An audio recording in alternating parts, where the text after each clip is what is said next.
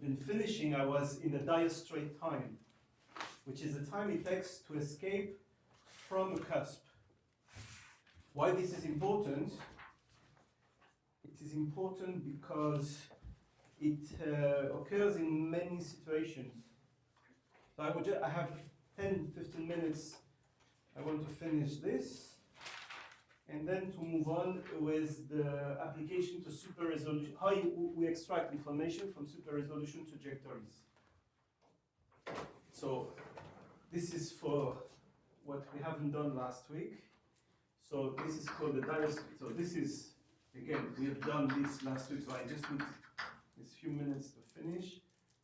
Diastrate time. So let me remind you the basic steps. Suppose you have a small hole, you want to escape from this domain. You start wherever you want, and these are obstacles. So those are the obstacles. So you have a particle, and this is the absorbing part. How long it takes to escape from here? So this is your Brownian particle. It does whatever it has to do, and then when you arrive here, you're out. This problem is not a classical narrow escape because of the cusp. And the cusp made the contribution to the escape much longer than the classical law in dimension 2. So let me remind you that in dimension 2, when you have a cusp, I mean, you don't have a cusp, but you can exit through a hole which has no singularity, geometrical singularity. The mean first passage time to leading order is the surface of the disk, omega, log of 1 over epsilon divided by id plus O of 1. This is tau epsilon, doesn't depend where you started, so this is log. When epsilon goes to infinity, when epsilon goes to 0, epsilon here, this is the ratio of the absorbing to the total boundary, this is less than 1, and when epsilon goes to 0, it goes to infinity with log, which is really not that big. Here, what we are going to see today is that, this is what I want to finish, which we started last week. The mean first passage time is pi omega, which is the surface here of this domain. This is omega. This is dimension 2, divided by d square root. This is non-dimensional. This is epsilon divided by r, where this is the surface, d is the diffusion coefficient, like in here, epsilon is the size here, and r is the radius of curvature that you have here. R is the curvature radius. So this is significant from epsilon, log of 1 over epsilon to this. This is a significant change. So I can actually start by explaining the application, and then I'll come back how you prove this. This is a result that came out, as we've seen last week, from a new type of asymptotics. Because here you have a new type of boundary layer. The fact that you are in a cusp, you cannot apply the classical match asymptotics where you know the solution here or the solution there, and you just match. Because here you have this particular shape.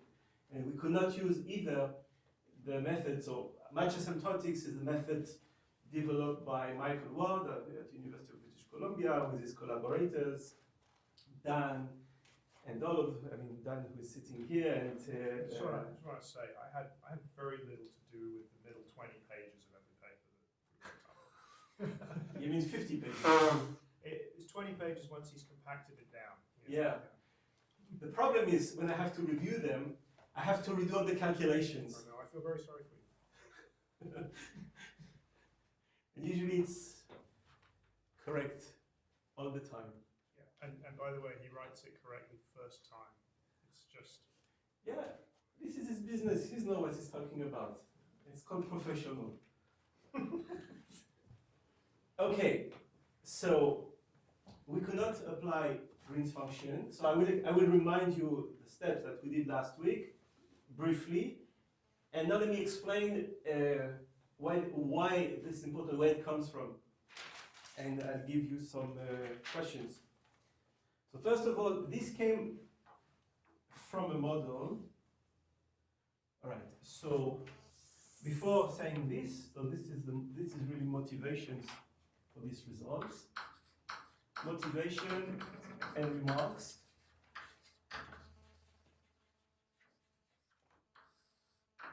So suppose you have a membrane of a cell which is covered by obstacles. So the notion of being covered and how you cover is not universal. But most likely, big obstacles are going to be the most important things.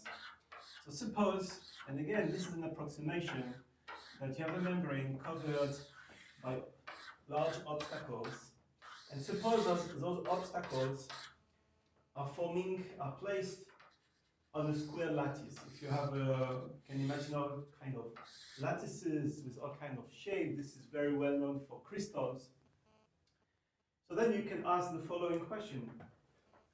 Given the size of the obstacles, the size L of the lattice, what is the effective diffusion coefficient?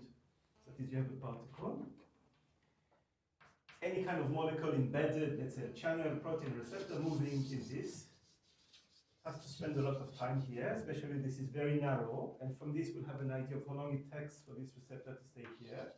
To move from one region like this to another region like this, so you can always then coarse grain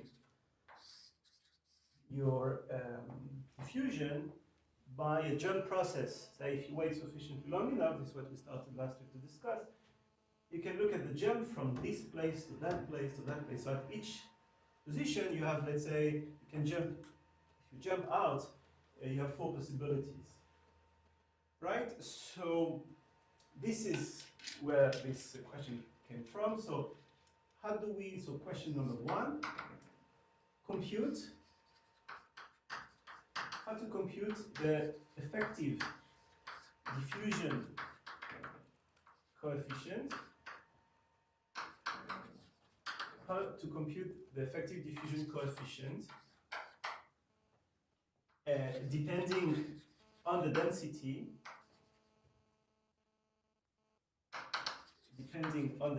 of obstacles.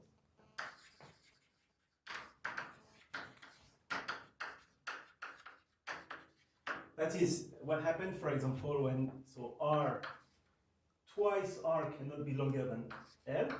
But for example, you can ask what happened when this difference L minus 2R is epsilon, which is small, and how this will give us the information about the effective diffusion coefficient. Why effective? Because if you're under the microscope, and if you sample at sufficiently long time scale, you don't see all of this movement. You see a point here, a point there, and then you have a jump. You don't see the red trajectory. And the second part of the class is going exactly to study what can you extract about the trajectory, about the diffusion coefficient, when you only get information about the sampling point. You just sample of these purple points.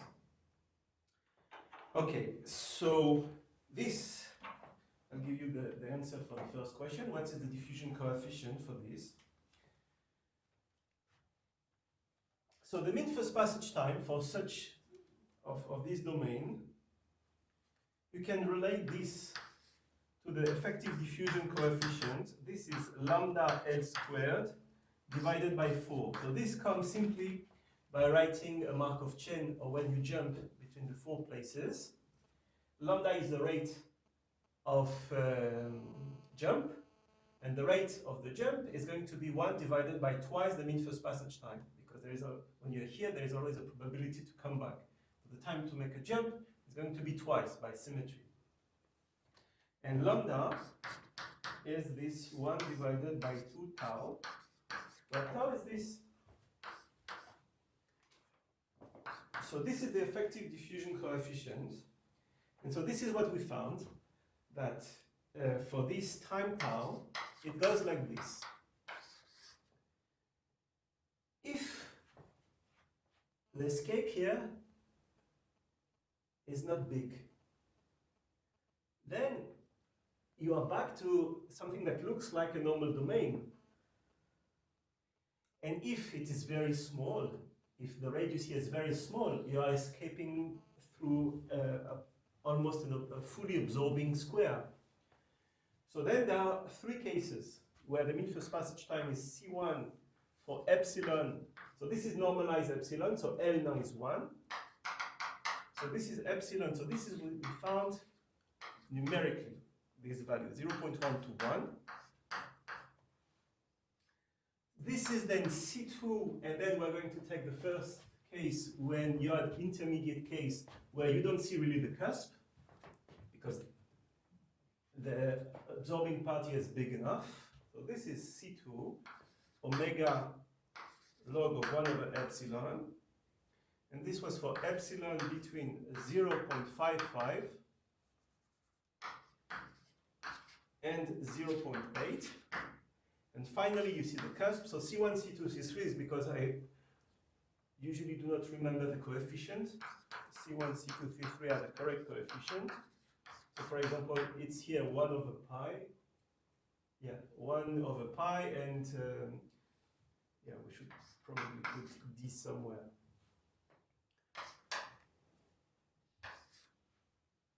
And C3 omega square root of epsilon. And this is for epsilon less than 0.55. This is what we found numerically as a good approximation. So then you have to plug this into this effect. So tau is, you can connect, this is the rate of escape. And this is the effective diffusion coefficient that has been calculated. This is, for example, given in Schuss or many other people in 1980 in this book.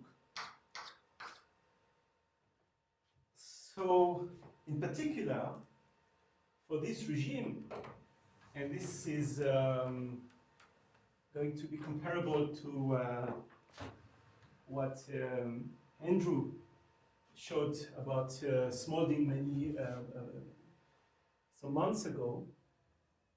As now, let's use the case where you have a very crowded, if you're in a very crowded case, very crowded cell, then the mean first pass, the effective diffusion coefficient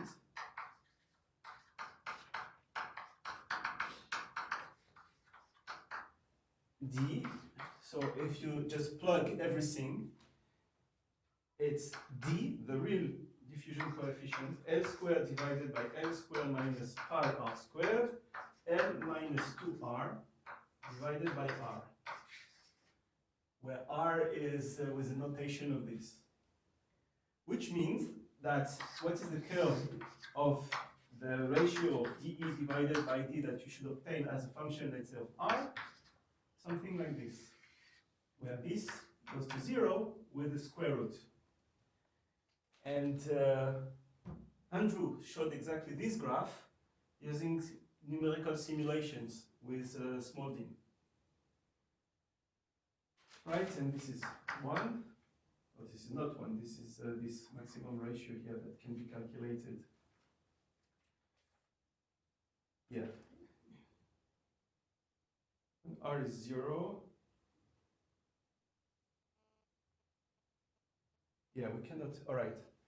Yeah, so here this is something different, because this formula doesn't apply in this regime, because this is exactly the regime where. But, all right, so we have this behavior at this location. This is important that it goes this way. Okay, so then I'm going to give 2 exercises, and then I'll explain briefly the proof of these results. So exercise number 1.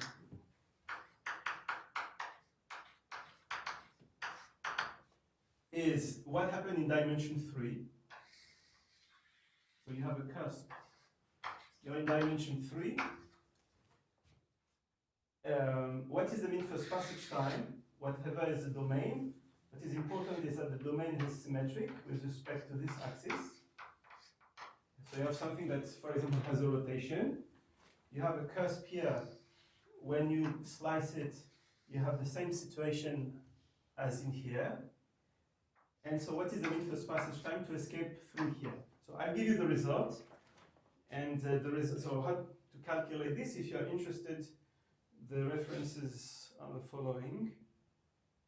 So this is omega. Now this is a 3D volume. D epsilon to the power 3/2 multiplied by 2 multiplied by square root of r. Well, this is r. So plus, yeah, this is independent of the initial position. And epsilon here this is the absorbing part. Absorbing radius. Actually, this is epsilon is simply this because you have your rotation, so this is a disk of radius epsilon. So how do you prove this? This is by adapting the method I'm going to discuss. So now an open question, and this is something we don't know how to do. Open question is, what happens when here you don't have a cusp which is of order 2? Suppose you have something like, so the way the curve approximates the tangent can be locally written like y, a constant, whatever it is related to the curvature, x squared. But now, what happens if you take something of the form constant x to the power, let's say, alpha, for alpha bigger than 2. So this is locally, when plus 4 of x.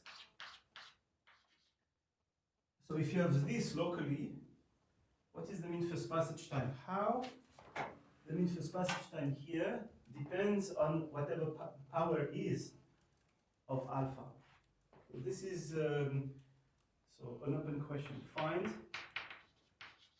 how as a function of epsilon and alpha. This we simply don't know how to use it because in the methods, which is based on in dimension 2 of what is called the Mobius transformation, what is very important is to have this power 2 approximation. This is open. Well, why just alpha greater than 2? What about alpha is 1.5? Yeah, you can also try. Isn't it? Yeah, that's a good point. Let's say alpha different than 2. Bigger, strictly bigger than 1. If we have 1, you have like a cone. This we know how to do. If you have a cone, if you have something at the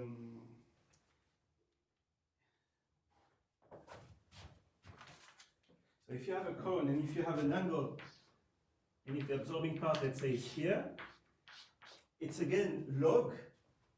But instead of pi here, you got alpha. Alpha is the angle.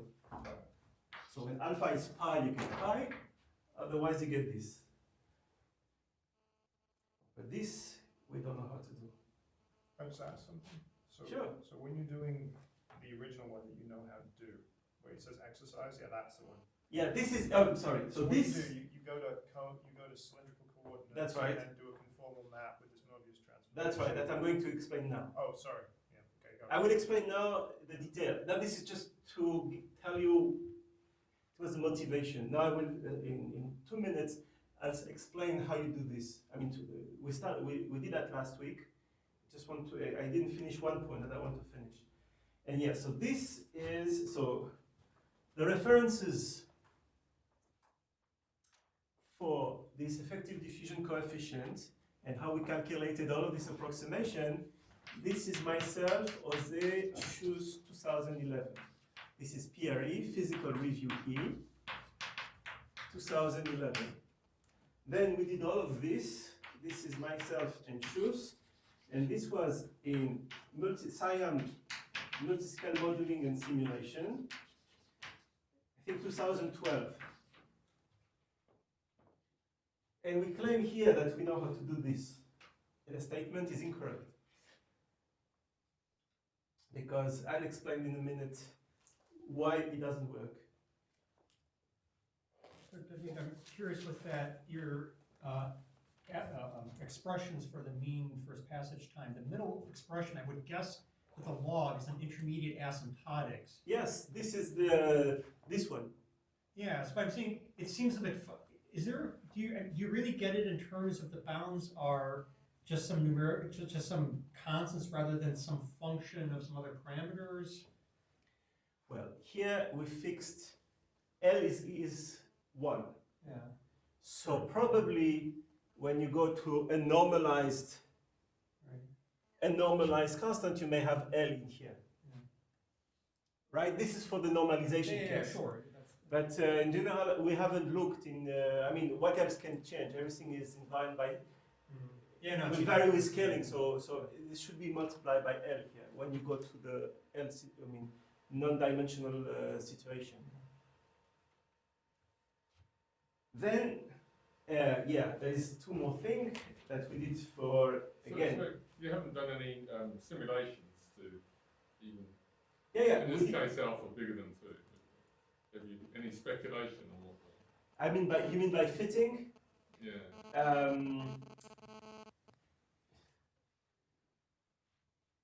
We've done some simulation, I mean, we did some simulation, we didn't fit anything. I don't know, and it's, so, for example, when you have something that, okay, I can answer partially this question. There is something that also is interesting. There is in neuroscience a structure. Can I erase this part? There is in neuroscience a structure which is called a dendritic spine, which has a shape like this, which is connected, let's say, to whatever it is connected through a cylinder. Now, when this guy, alpha, goes to infinity, it's like approximating this with something which is almost flat. That's why I'm going to answer partially your question. So if this is almost flat, you have a structure like this. What do you think about what is the mean first passage time to escape? It took us 5 to 10 years to answer this question. It turned out that the mean first passage time here, so basically suppose you have the cusp. In principle, this should be the result if the length here is 0. So if the length is 0, this is what you get. If the length is not 0, what you get is L omega divided by pi a squared plus, and then so you have now, you expand this in this basis, like 1 over a, and then comes this term here. So a here, this is, I should put here epsilon. And then the second term of the expansion is constant divided by epsilon to the power 3/2 plus, suggesting that in the limit that alpha goes to infinity, that you get something that is almost flat here, you'll get something of power 2. Yeah, so 2 minus 1 upon alpha. Yeah, I don't want to speculate, but basically we are going to get something in between 2. Fits 2 data points. Yeah, between 2 and whatever we got from here, 3/2. Yeah, 2 minus 1 upon alpha. Maybe alpha divided by, yeah. Okay, this shows that by adding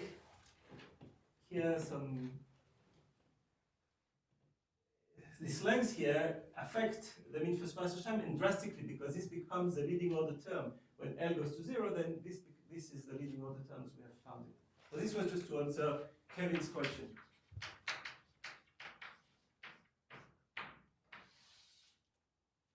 All right, and so now another motivation, and again, I'll give the result, and I'm not going to discuss this. If you have a synapse, and if you have, now suppose you're interested in the process of vesicular release. So you have here a vesicle that contains about 3,000 neurotransmitter.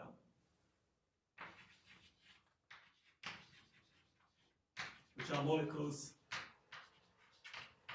They are important to open here the gates.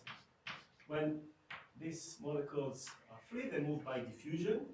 They can bind here to a channel, a receptor, and upon binding, with a given probability of flux, can be generated. Now, how this open? For this to open, you need to have a calcium channel, and under some specific condition, which I'm not going to describe exactly, the channels open, calcium goes in. Now, let's magnify this region. What you get is you get something like this.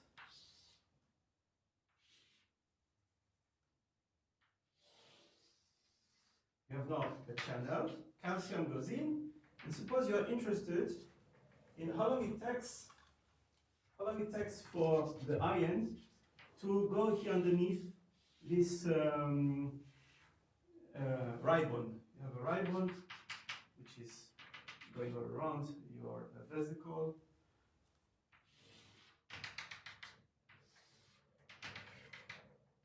So this is the ribond. And now we are interested in how many ions are going to be exactly located here, because here there are protein of interest that upon binding, this creates the condition for this vesicle to fuse completely with the membrane and neurotransmitter to go through. Again, you have here mean first passage time question, 3D, not exactly covered by this, how long it takes to go to hit the surface of a ribbon. So this is the mean first passage time, tau, is, so I have to explain what is omega. So omega is the domain.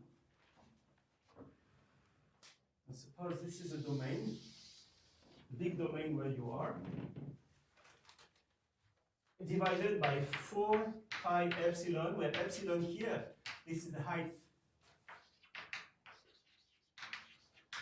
of the ribbon.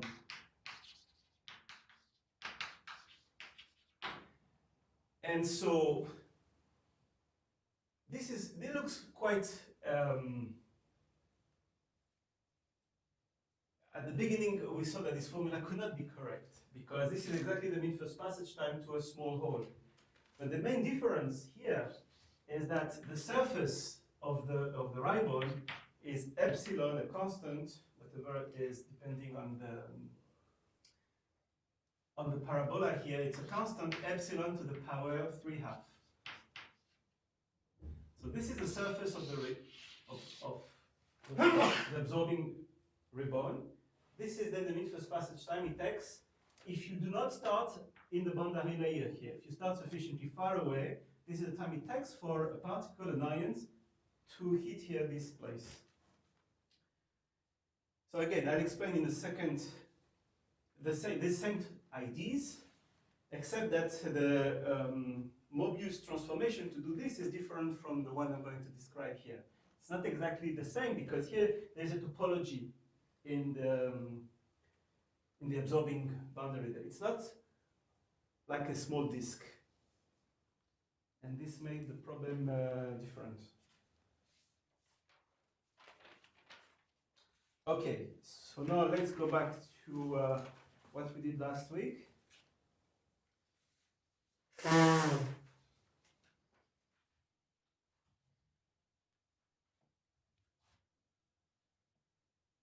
Yeah, so all of this is in the PhD and now it's published. This is, the references is my student Claire, and myself. This is in multi-scale modeling and simulation 2015.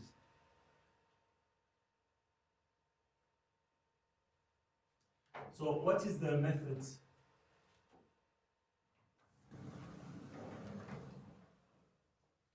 So last week we did the proof. So in different steps. So I just remind you the steps, and I would like just to finish the last one, which I didn't have the time to finish. So you remember the IDs? What was the ID last week? We said, let's take this, all right. Why this is hard? Why this cannot fall into the classical problem we've studied is because of this neck. So the idea of the entire method is to map this entire domain into a simpler domain where we could solve. So let me remind you that what we have to do is to solve mean first passage time, which is if you have a stochastic equation, which is x dot equals square root of 2d w dot, where this is your Brownian motion, the mean first passage time is solution of d Laplacian d equal -1, u equals 0 in the absorbing part, and du dn equals 0, reflecting boundary condition, and the reflecting part. So you have to solve this in the domain omega. So in principle, and we would like to see what is the mean first passage time, u, that depends on epsilon of x, where epsilon is the ratio of the absorbing to the total boundary in the limit when epsilon is small. And of course, we said that, we explained this last time, that this u epsilon should be a constant, except if you start in this region where the position where you start is important. So this is outside for x, not in the boundary layer, and then there is a function here in the boundary layer. So we were interested in how to find explicitly C epsilon. So the idea, we said, is use mapping, use a Mobius transformation. What is a Mobius transformation? Is you are in dimension 2, so we use phi of z, which is z minus alpha divided by 1 minus alpha z, where alpha is -1 plus square root epsilon. Why it's like this? Because it took us a couple of months to find what is the right transformation, but basically what is the idea is that this absorbing, so this entire domain, if you use this, what is outside the disk, what is outside the disk of radius, so let's suppose everything is normalized, so this r here is 1. What is outside the disk of radius 1 is mapped inside, and what is inside is mapped outside. So this now is going to be mapped inside this place. What is real is going to be stay on the real axis, because if you have z real, f of z is real. And this point here, I'm telling you, is invariant, it doesn't change. So this segment was mapped, I'll give you the answer, is mapped into here. What is on the circle, stay on the circle. This is the invariant set, not invariant point by point. So this part here is actually mapped in here. So this, and again, this can be done by using Maple or any kind of your favorite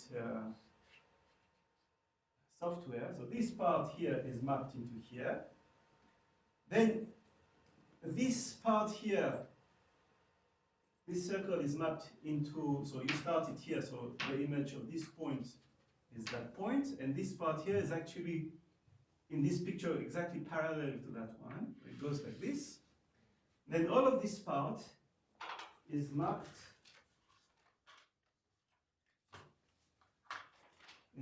here. I mean, this is not really correct. It goes like this. And the yellow part, which is this,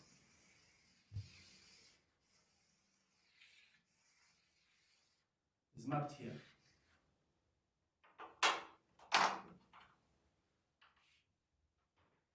So we call this is the hot dog transformation, or banana transformation. Now what have we win? Why doing this? Well, first of all, from a 2D domain, the distance here, so I'm telling you, you just look at the distance in here, you map this point, you map that point, and you look at the distance here. From memory, it's either epsilon, square root epsilon or 2 square root epsilon. So this is almost a 1D domain. Up to that point. Now this is great, because you have to map. This is now, once the ID is given, you just do the calculation. Plug this, so you have to calculate U. So U of Z is V of W. W like this, you inject this into the equation. So let's suppose D equals 1. And then you end up with an equation for V, which is V phi prime of Z squared. This is like the classical transformation of the Laplacian, just composition of functions, equals -1. So then you have to express Z as a function of W, and this you need to invert, which is classical again. So I'll give, this was a step that we did last week. So this was 1 minus 4 divided by omega, 1 minus square root epsilon, minus 1 to power 4. So this is what we have found. And so what is also important is to write the inverse function prime.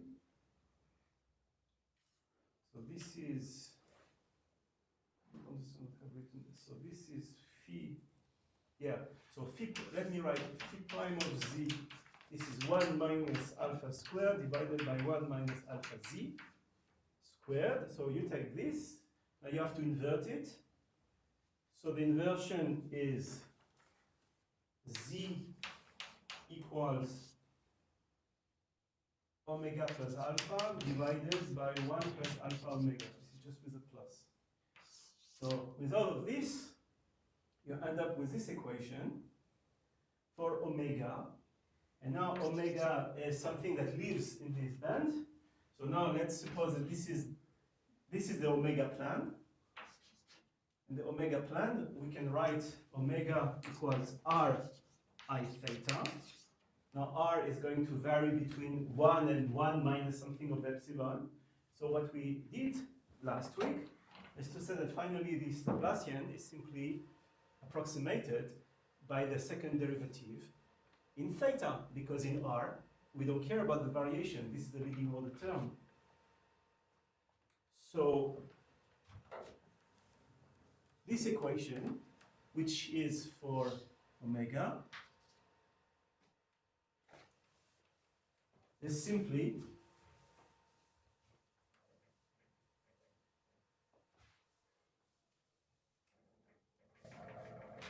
so again, last week I did the calculation step by step.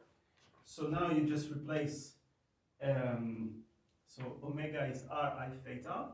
R is almost 1, it doesn't vary, so this is just a function of theta. And we end up with the second derivative of v with respect to theta equals minus omega. Omega now we replace is exponential I theta, 1 minus square root epsilon, minus 1 to the power 4. Now this is not very hard. It's just we have to integrate this. For theta goes from, okay, so we have to explain what is the angles. The last angle is obviously pi. And here this is a constant square root epsilon. So this angle turned out to be C, a constant square root epsilon. And C, I don't know what it is. And we'll see, this is why we need the last step that I haven't done last week, because C is a constant. It depends on some properties of the domain, which we don't know how to calculate. But we'll see it's unimportant. And so now clearly a particle is going to be leave the domain, which means that it has to be absorbed at theta equals pi. So when I pi, This is the point -1, and this has to be equal to 0. And obviously, inside the domain, with this reduction, when we hit the point theta equals c square root epsilon, the particle cannot escape, so it is reflected. Oh, sorry, this is absorbing, so there is no derivative. So this is absorption. Absorption. And v prime of exponential c square root I theta, which is at the angle, the initial angle here, this has to be 0. All right, so this is not very hard. We just have to integrate this twice.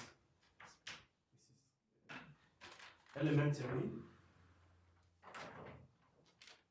And so the result is, and so this is again, you just integrate twice. And what are we interested in? We're interested in the mean first passage time to escape when we are in this region, which means when you start at the point c square root epsilon. So we are interested, we would like to compute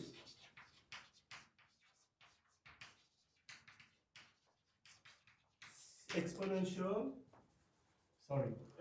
v at exponential I c I square root epsilon c. This is what we like to calculate.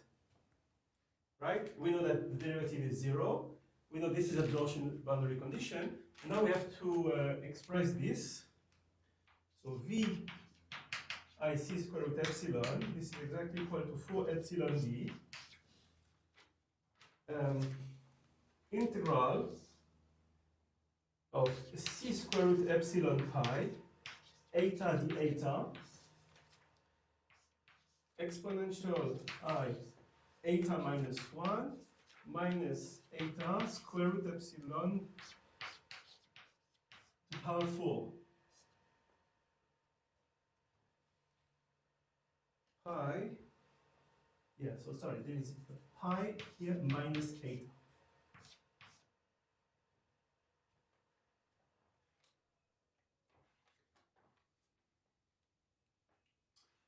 Okay, so now we are interested in calculating and estimating this quantity. So what is this? Can we calculate this? We don't know C. This is the parameter that needs to be, we need to find it somewhere. Let's suppose, but what is clear is that if C is a constant and epsilon goes to 0, we can look at the limit of this. And this can be decomposed into a sum of two integrals. And now for this calculation, we need to use, so let's look at the first calculation with eta. So there is, let's call it, there is integral 1 minus integral 2. So we have to calculate the difference of the two integrals.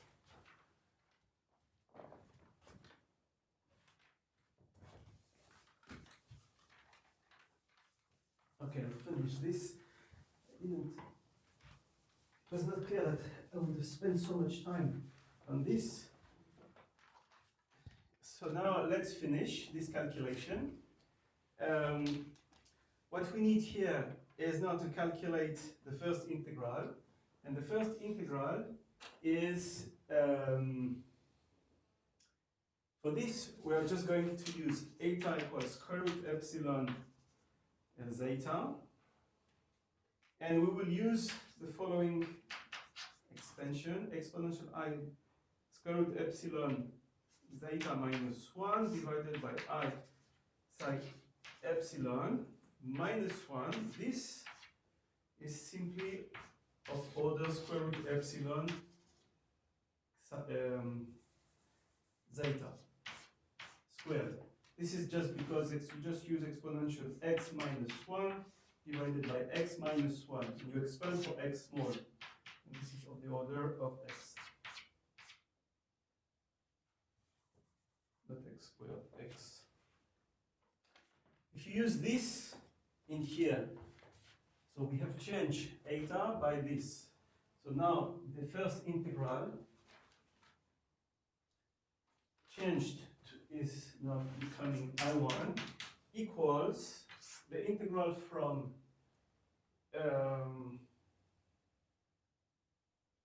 a constant divided by pi divided by square root epsilon, and then we have, so this is the second integral, so we have epsilon squared zeta, this zeta, so right, it's not hard what I'm doing, I'm just giving the substitution, so we have to plug this into here. Using the fact that there's an epsilon here. Okay, let's do it properly. This is this twice, then there is an epsilon in front, and then when we use all of this quantity, we can really just approximate this by the first order term, which gives us 1 plus psi squared, this squared, eta epsilon squared. So this and this and this goes away, and when epsilon goes to 0, this goes to a constant, whatever it is. And now we have to do the same with an integral that doesn't have this term here. So what are we going to win? We're going to win a term which is exactly in 1 over square root epsilon. So this, I'll finish by this and show you the trick to find this constant. And then we will be done with this. And again, I'm sorry, I didn't plan to do all of this. We are going to start the super resolution analysis of trajectory in a second.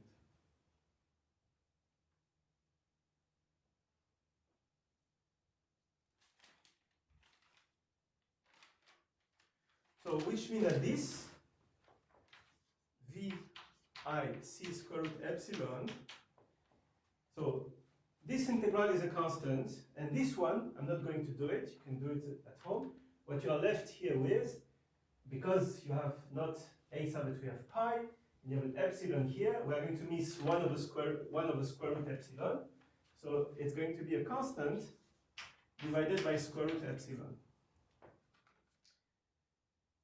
Alright? And the constant here, this is exactly this constant c, this is actually 4 pi c d, d equals 1 here, square root epsilon. But how do we find c? Now here comes the ideas. We need to use here the compatibility condition. So where it comes from? It comes from if we integrate this over the domain, we get d Laplacian u equals -1. So if we integrate everything over the domain, you get d, the integration of Laplacian is going to be du dn, equals minus omega, minus the volume. And now, because we are integrating over something very small, assuming that the flux here is constant of size epsilon, we'll get d epsilon du dn equals minus omega at the absorbing boundary. Epsilon is the size. Now we have to connect this with what happened with the transformation. We have to connect what happened in the real space with what happened now in, because this is now the mapped space where everything is mapped into the domain. So for this, we just have to write down the connection between u and v.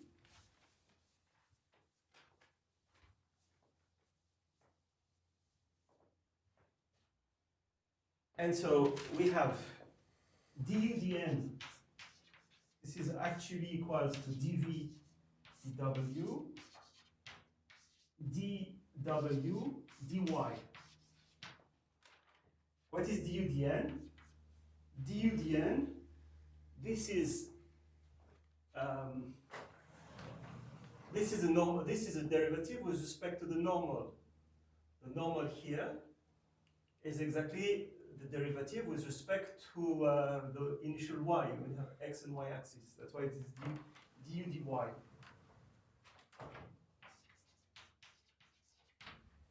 And now this is not very hard because w as a function, so we just use phi of z where z equals x plus iy, we use this identity and calculate this, at which point dv d omega, this is in the map space, so in the map space, this is at the point here, exactly at -1. So for omega equals -1. And if you do the calculation, now we have to use where you are, and you end up with dv d omega. It's 1 minus alpha squared divided by 1 plus alpha squared, where alpha equals minus plus square root epsilon. -1. So what you see from here, that this is of the order of dv d omega multiply by this, and you plug this into here, and you get 2 divided by square root epsilon. Now this is, we're almost done in terms of the methods. This is the connection dv d omega you can calculate. So there's one step I'm not going to do. This dv d omega you can calculate, because I just erased everything. You could calculate this explicitly. There is a constant c inside, and the constant c here is going to be obtained by using this condition. Because in the du dn, you have actually the c that you are looking for, and it's actually du dn is exactly proportional to this term here.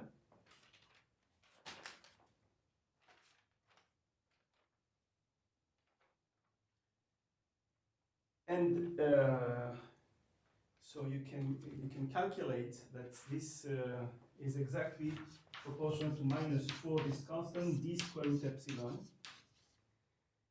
And by this, you ended up having an information, because if this is du dn, you can get the constant here and connect to the volume, right? Because this is now du dn, which is given by all of this. You can plug it in here. You have the constant as a function of everything. And when you go back to here, the constant is proportional to volume. Then you end up having that v. Again, I'm not showing all the steps, but I think this is enough to understand all the ideas here. This is what we have written at the beginning.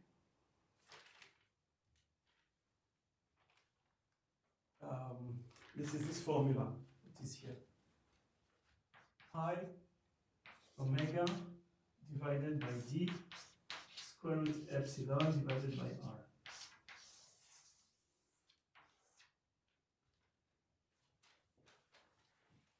I know that there is one calculation missing step, but this is to give you how you do it.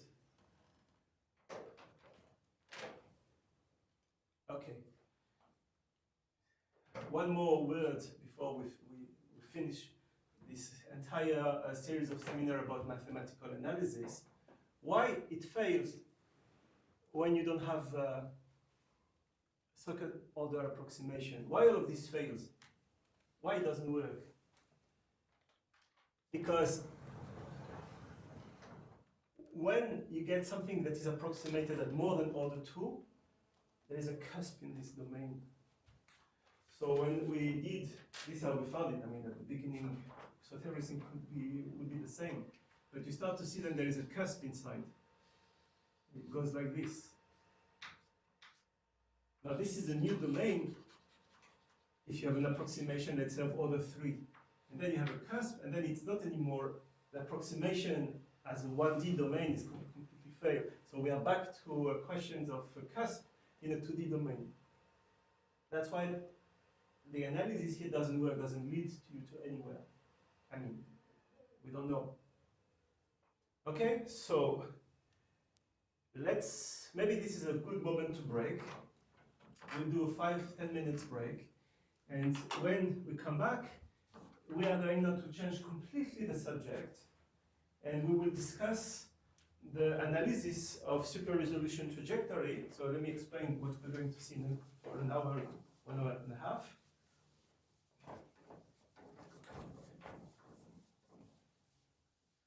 do you analyze massive amount of trajectory? So analysis of single particle trajectories. So you know that due to the revolution in the field of instrumentation and microscopy, people can now label single receptor on the surface of the cell. So if you have a neuronal cells with a spine, now you can look at how they move, and you can get trajectories. So you get, at that time where we started, we were able to get at least, in average, 7 consecutive points with a time step delta t, which was about 20 to 50 milliseconds. I think it was 50 milliseconds, or you can go much at a shorter time. Another question is, if you have an ensemble of all of these trajectories, what can you reconstruct? So this is the question that are going to be of interest to us, is what can be reconstructed? What can be reconstructed from, so we have an ensemble, let's call it big lambda, where you have an ensemble of trajectories, so you have a sequence of points, xk, k, let's say from 1 to 7 or to, and this you have this your ensemble. Take all the ensemble of all points of all trajectories. What can you say about, one, the dynamic, and second, about the organization that the trajectories are seeing? What can you say about the organization of the microdomain?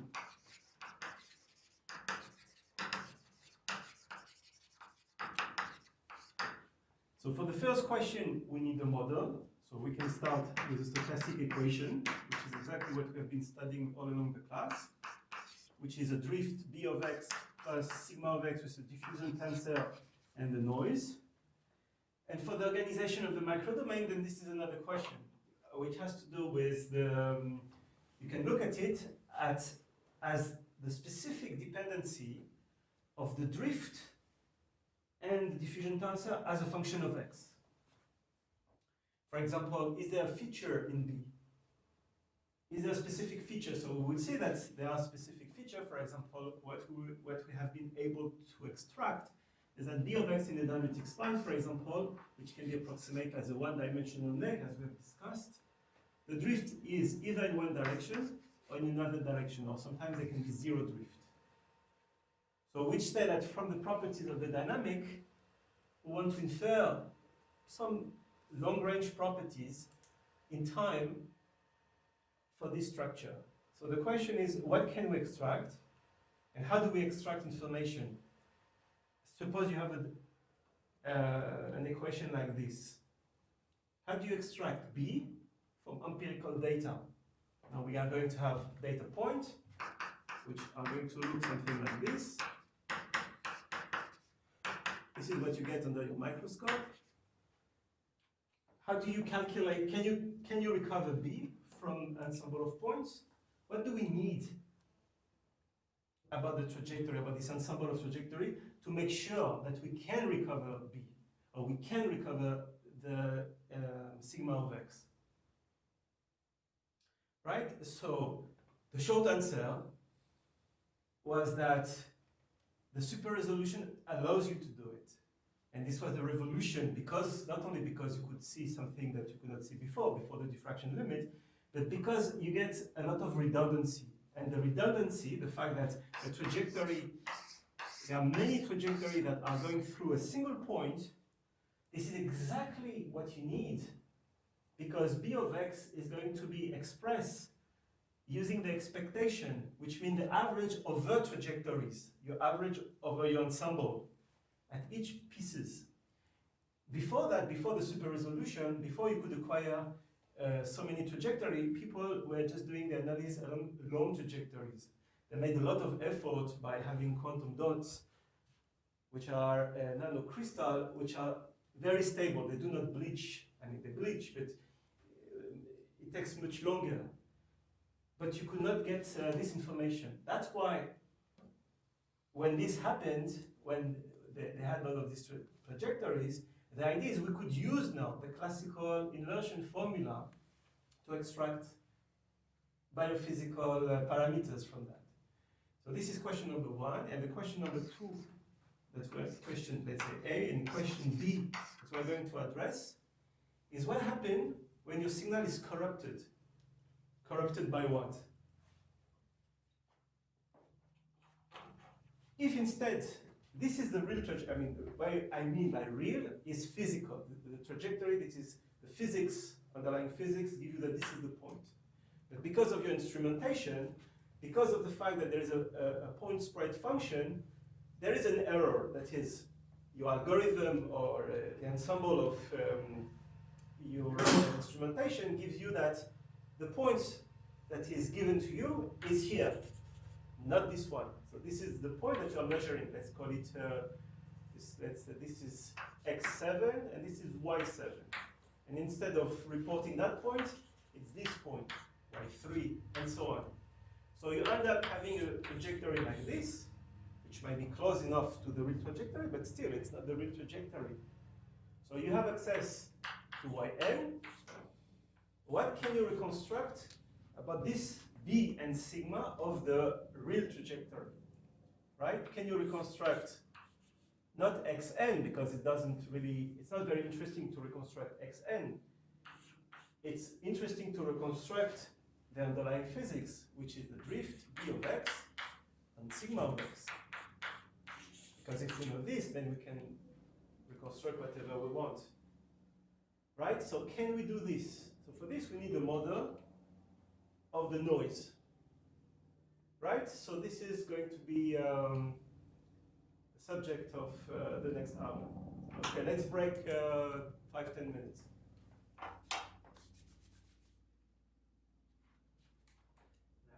U.S. military helicopter. All right. So let's look at question QA. So first of all, what is the formula you need to use to extract B and sigma? So question. So how to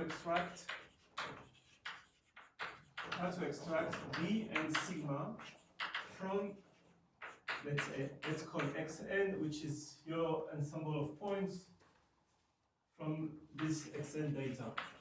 And this is without any noise. This is just. Yeah, This question is one, just the answer. yes, Yep. without the noise. First of all, let's see what we can do, and then second part. So what we need for this is a model for the noise. I just want to remind you what we can do for this, and then see how this is going to be changed with the model for the localization noise. So if you have the data like this, let's go back. First of all, we have to go from a continuous to a discrete ensemble of points. So for this, you just fix a time t and t plus delta t, and we can just use Ecole formula just to integrate this equation, which is simply integration from t plus delta t of what? Of b x of s ds plus integration from t and t plus delta t of sigma of x of s d omega s. Right? So now this is just Ecole's integration. This is integral of the Ecole sense, which is, we have seen this in the beginning of the class. And now let's understand, suppose you are looking at this at a point at a time t where x of t equals x. Now we condition that we are at time t at point x. And now let's see what happens when you take the expectation of this. What does it mean? It means you take your trajectory, another one, and you average of these quantities, so that this point is at x, so we take the expectation of this. right? And I can always divide here by delta t. So let's rewrite this. This is 1 divided by delta t. Integration from t and t plus delta t of the expectation of this. So you want to calculate the drift, dx of s. Conditioned that at the beginning you are at position x, you integrate ds, plus the expectation of this, but this is exactly 0 because this is t plus delta t, sigma of x d omega s, but because of the properties of the noise, this is exactly when you average this is the non-anticipating function, and this is exactly 0. And so if we take the limit, this is 0. So if we take the limit delta t goes to 0, this is just a classical integral, and then this is the classical function. So when t goes to 0, it converges to the derivative at the point xt equals x. But xt equals x, this is exactly b of x. So then b of x, by definition, or using this is going to be the limit, or we can always write it this way. B of x delta t plus O of delta t equals expectation of this, which is xt plus delta t minus x of t, conditioned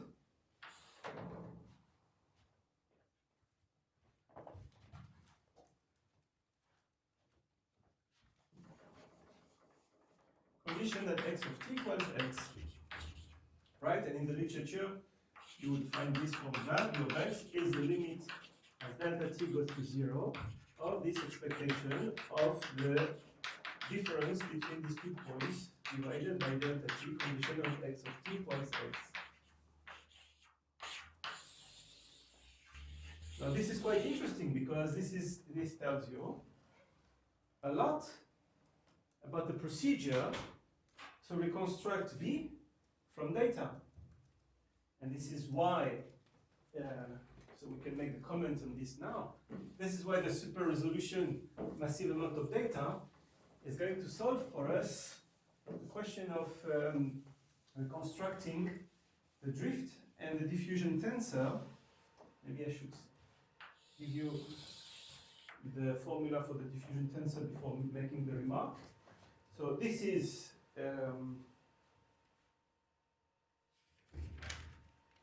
yeah, let's do this and then I will make the following remark. So this is a characterization of B of x. And now how do you characterize sigma of x? You just take this quantity square and then you do the same. So again, I'm not going to do it, or you can use Ecole. All right, so you get sigma, so in dimension 1, sigma of x squared divided by 2 is going to be the limit of delta t goes to 0 of the expectation of xt plus delta t minus xt squared divided by delta t, conditioned with x of t equals x. And how you do this? So for example, let me ignore 1 second this, I just write the approximation for this, like b of x ds. So if you approximate this, the way you can see that this is b of x t delta t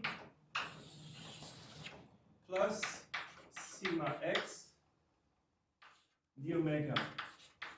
Now you have to take this, calculate this square, take the expectation.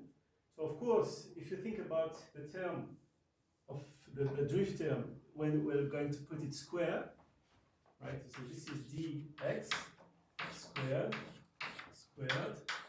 So this term squared is going to give us a term in delta t squared divided by delta t. When delta t goes to 0, this is going to be eliminated. Then we have again the mixed term, which is 2 sigma d omega b of x delta t. So again, this is going to be, when you take the expectation of this, because of the d omega, this will kill this term. So this is b squared delta t squared plus this, and plus here you get sigma squared, d omega squared. And then when you take the expectation, sigma is going to be frozen at x of t equals x. And here this is exactly delta t, and when you divide by delta t, this is why you get here this term. Again, I haven't done exactly this formal proof, but you can see where it comes from. In dimension, in n dimension, what you get here is the transpose, sigma transpose sigma ij divided by 2 equals the limit of the expectation of x I. So let me write dx. This is going to be x of t plus delta t minus x of t. So this is the expectation of dxi dxj divided by delta t, limit when delta t goes to 0, condition that x of t equals x. Alright, so in principle, this is all what you need to reconstruct. We don't need any other moments, higher order moments, for the stochastic process, because we need to evaluate just the first and the second, and that's it. And from this, if you have b and sigma, you can evaluate whatever you want. You can do a simulations. If you know this at any point, you can do any simulation. You can even calculate, if you're interested, the probability distribution function of your particle, because you can look for the solution of the Fokker-Planck equation, or you can do a mean first passage time problem. If you impose a zero boundary condition, you look at trajectory that goes from wherever you want to a specific boundary. So I'll discuss this later, because this is what we did when we started to design simulation in the image of a neuron. You can do a confocal image, have a confocal image of a neuron or a cell. So let's start with a couple of remarks.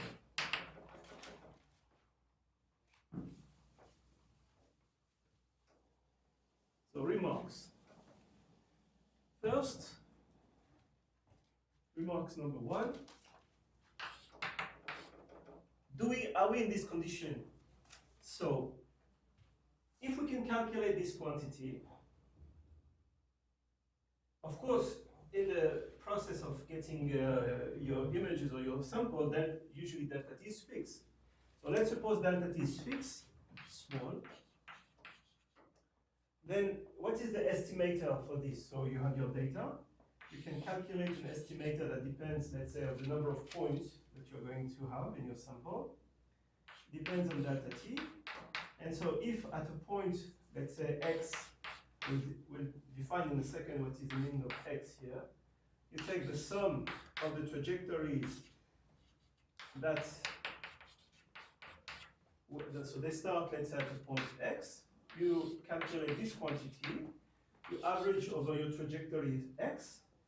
This, in principle,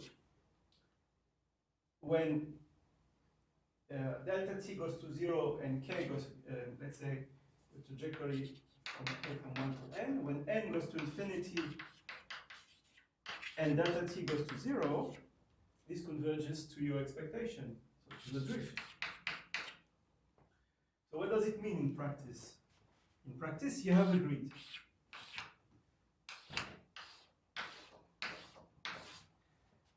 And so we need to specify a resolution. So suppose this is dx. You fix a given resolution for your analysis. So each point that will, of your trajectory, that will fall into this guy,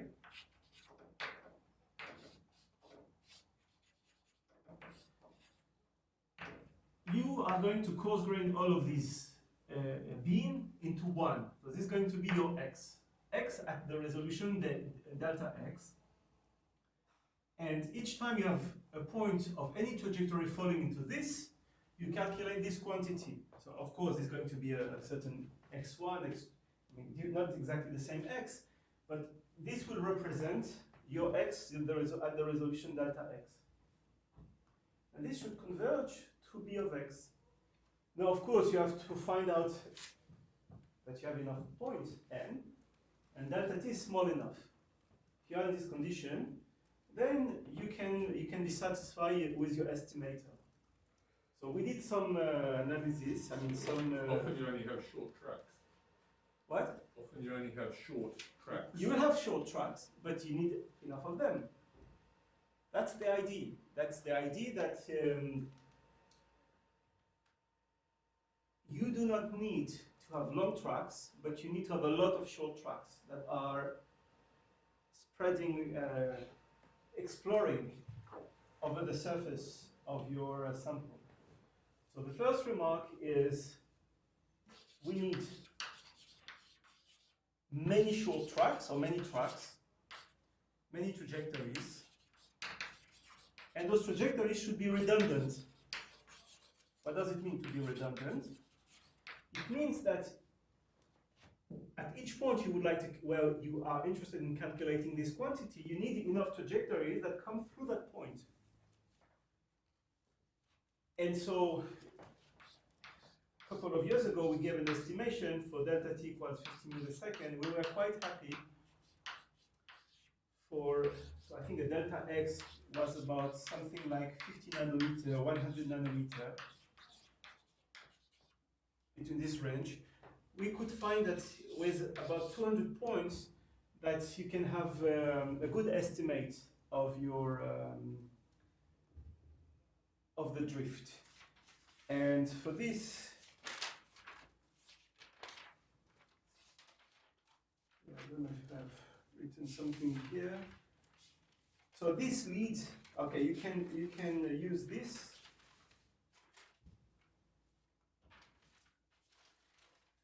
You can try to get an estimate of the error. So if you do B of x minus this estimator, you use basically the Ecole calculus, which is here. So this minus this equals basically to Brownian motion. So you can get estimate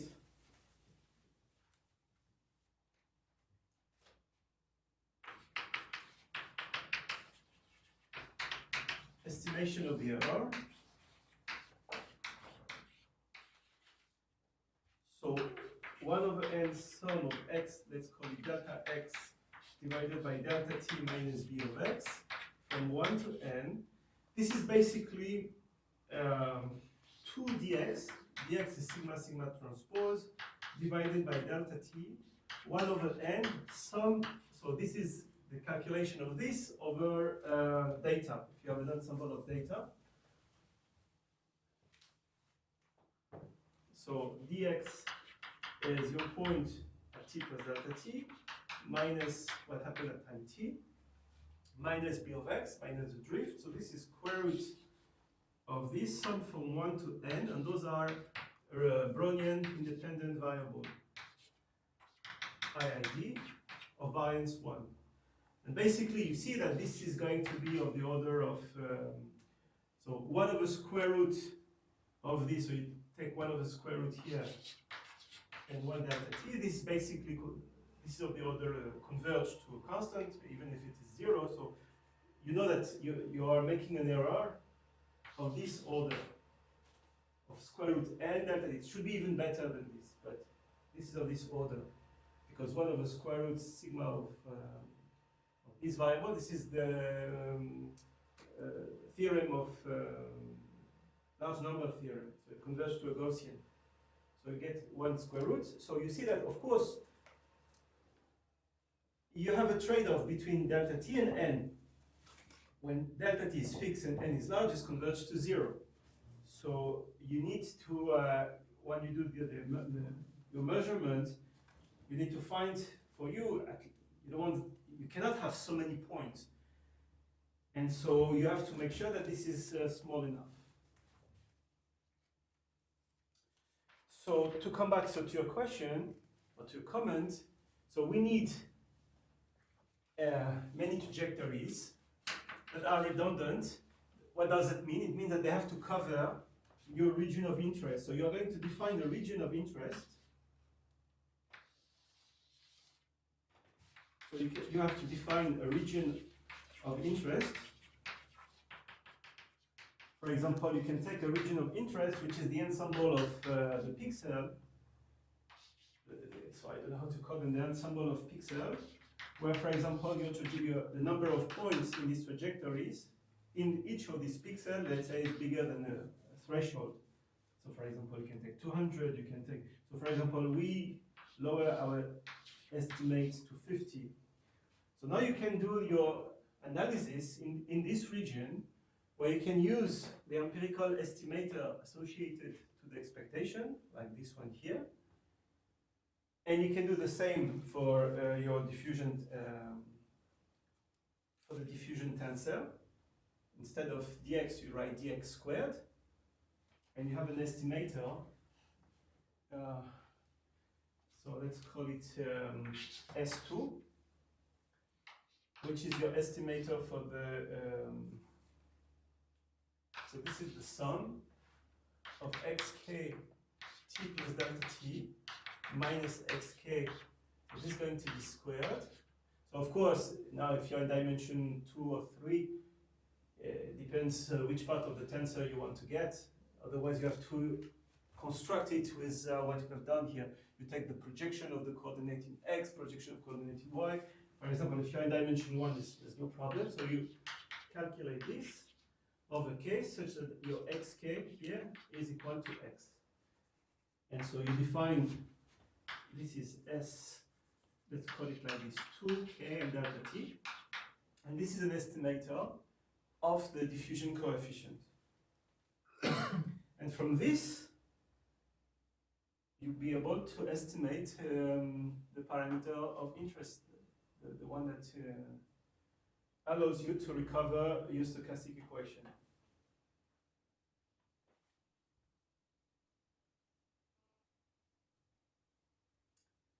Now there are some subtleties in this.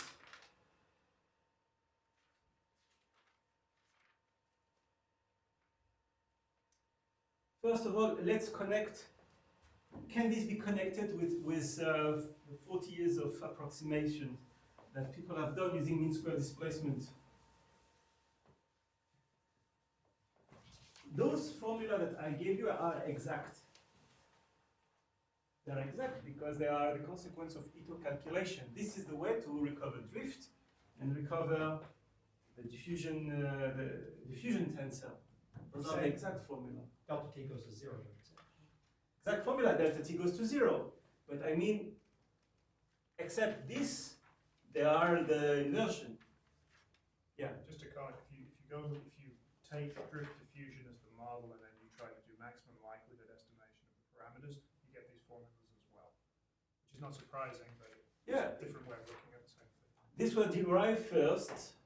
I saw them in the book of Feller in 1958 or something like this. 57? 58? Okay. I haven't invented them. They have been known. Just that now we can use them because of the redundancy. This is the new idea, that there is enough data now for this. Before there was not. If you had only one point, how people did, they average over trajectories. That is, you have a moving window and you average over your trajectory, which you are destroying the spatial dependency of your parameter. For example, so if sigma of x, if the diffusion tensor depends on x, what does it mean it depends on x? What is the meaning of having a diffusion coefficient that depends on x?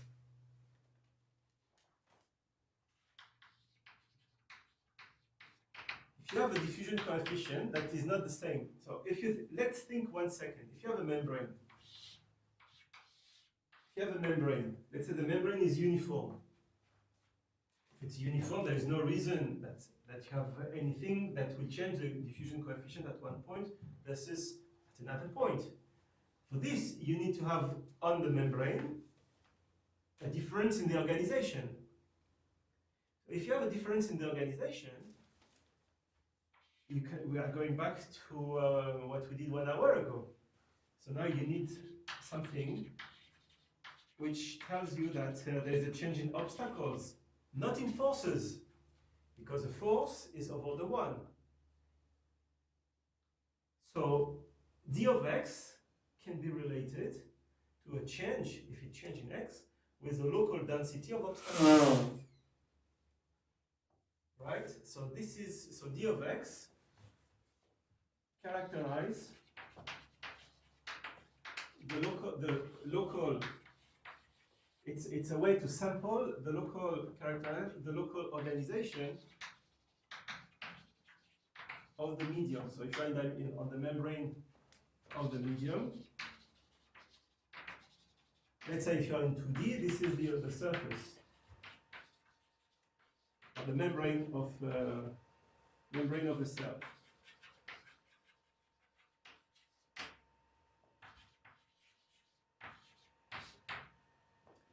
So I just want to make this comment. I'm not going to write anything.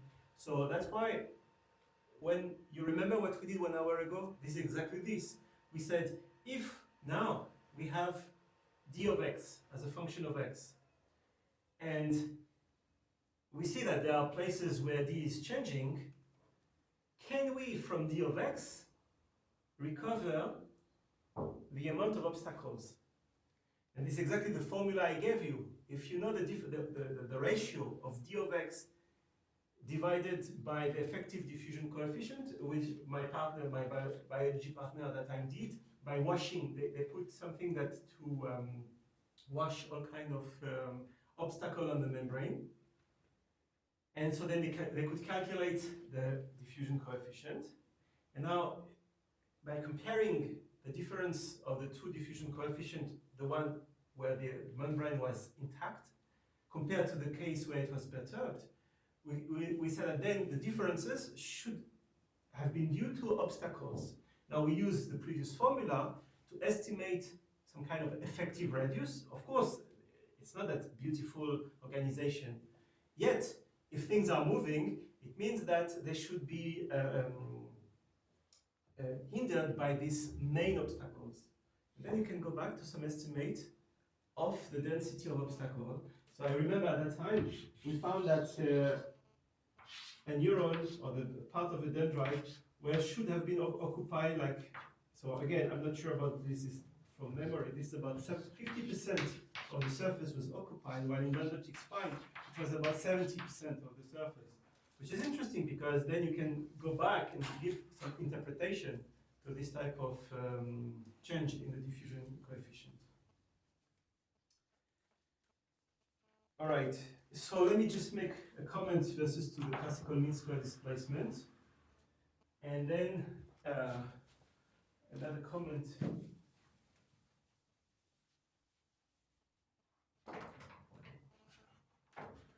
So let's say remark 3.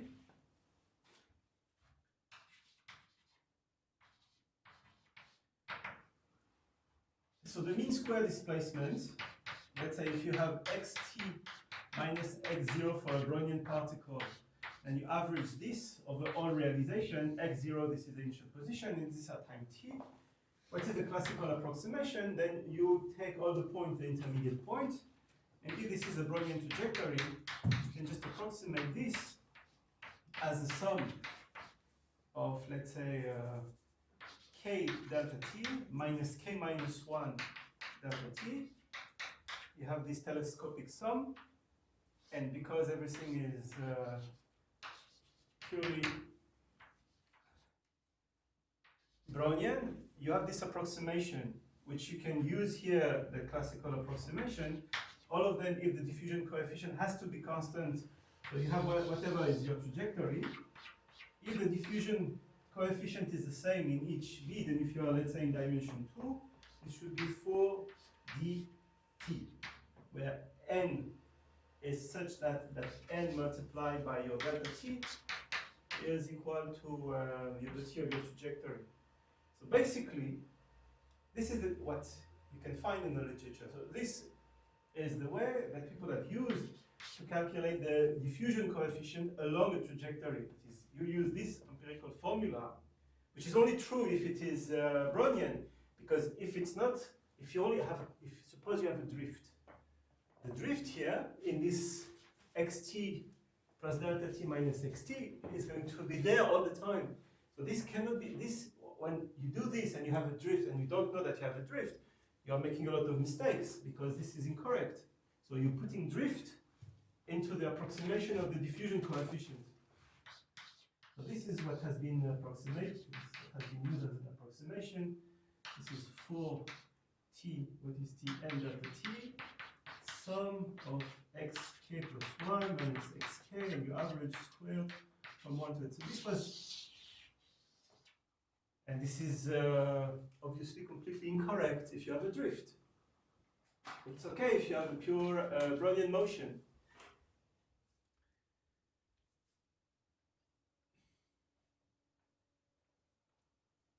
Okay, there is more into this. For example, the problem now of confinement. Okay, I'm not going. Not going to go to discuss this. Now I want to discuss one more thing. Is during this notion of confinement, what happens when you have an obstacles and you want to calculate these quantities? So this is remark number 4, and then we'll move on to structures of the vector field. So remark number 4 is, suppose this is the boundary of a domain that you cannot see. You cannot see this, but you can see only trajectories. You can see this. So you can see in your sample that the trajectories are going through, not going outside this domain. So what can you say when you apply all of this to points that are just on the boundary of this domain? Right? You can ask the question. Inside, we have seen that if the trajectories occupy enough the space, you do what we have done. As you take a point exactly on the boundary. Suppose you do this. Is it okay? Do you still get the same thing or not? If I'm bringing the case, there is a difference. And I'll explain the difference through a 1D example, which is something we have looked at. Suppose you have a stochastic process. So this represents the boundary here. This is in dimension 1 now. And now suppose you have an equation, the particle can live in here. So suppose you have, or you don't have necessarily to have a potential well. Suppose you have a Brownian motion in here. And you have trajectories. And now we're interested in what happened at this point. What do you do? What do you get if you, for example, calculate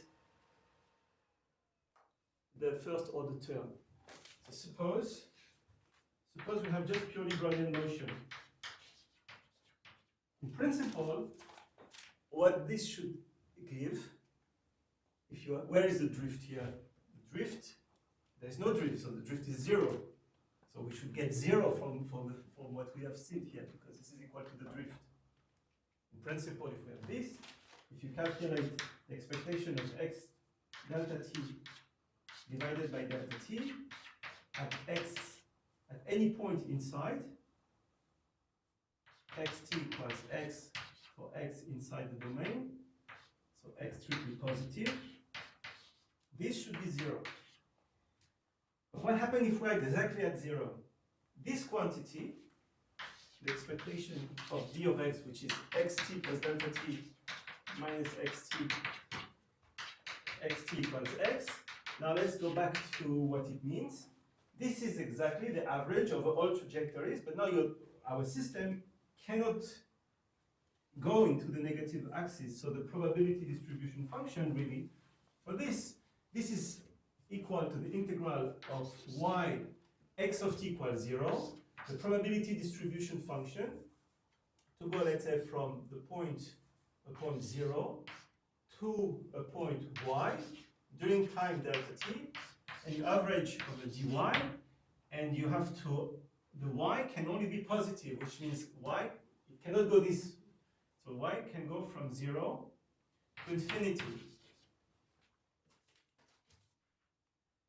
So this, let's approximate this by the generator of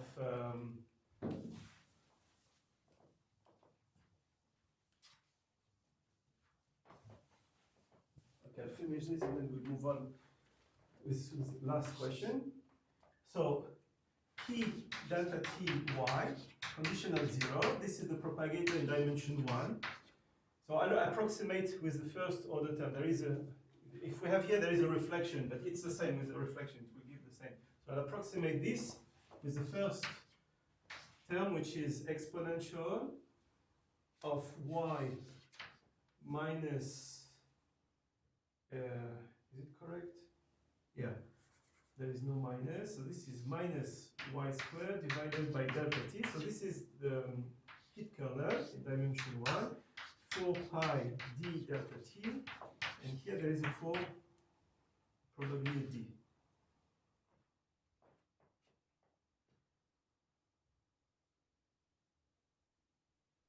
Okay.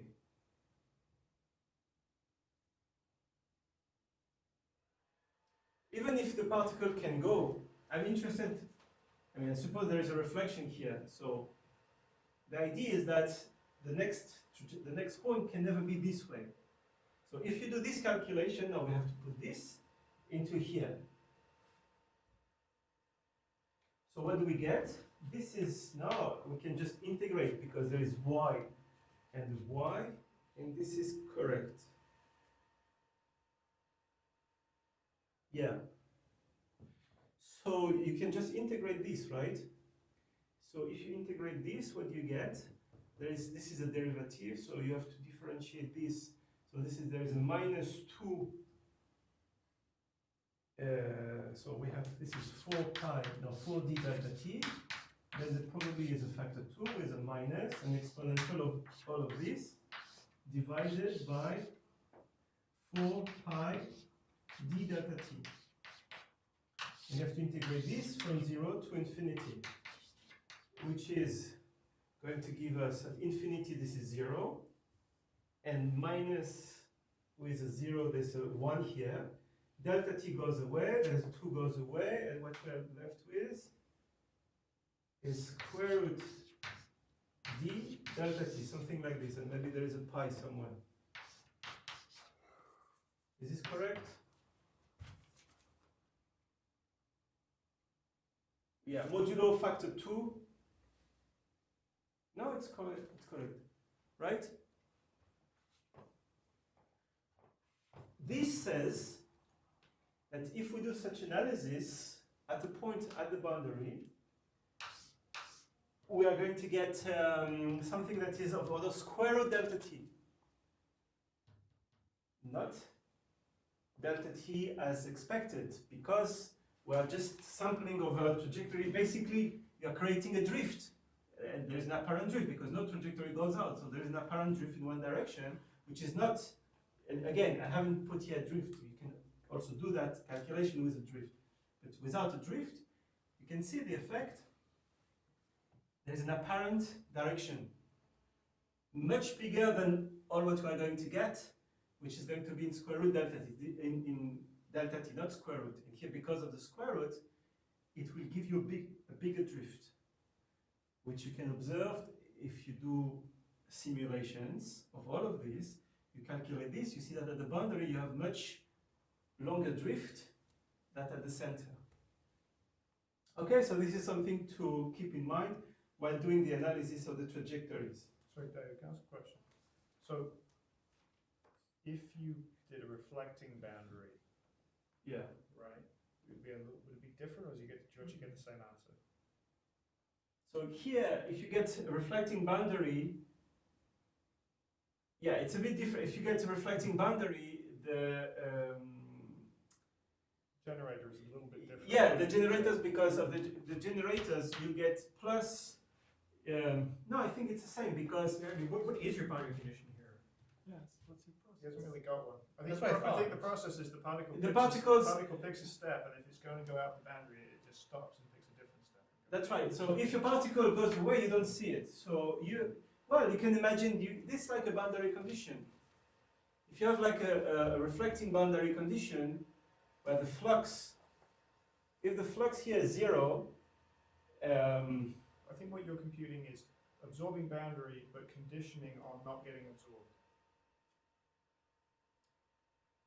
Well, but then you have to be careful, because then you can't be actually at the boundary, you have to be close to the boundary, and then as delta t goes to 0, you get the what you get here, okay, this is because if you do a reflecting boundary condition, you have flux 0.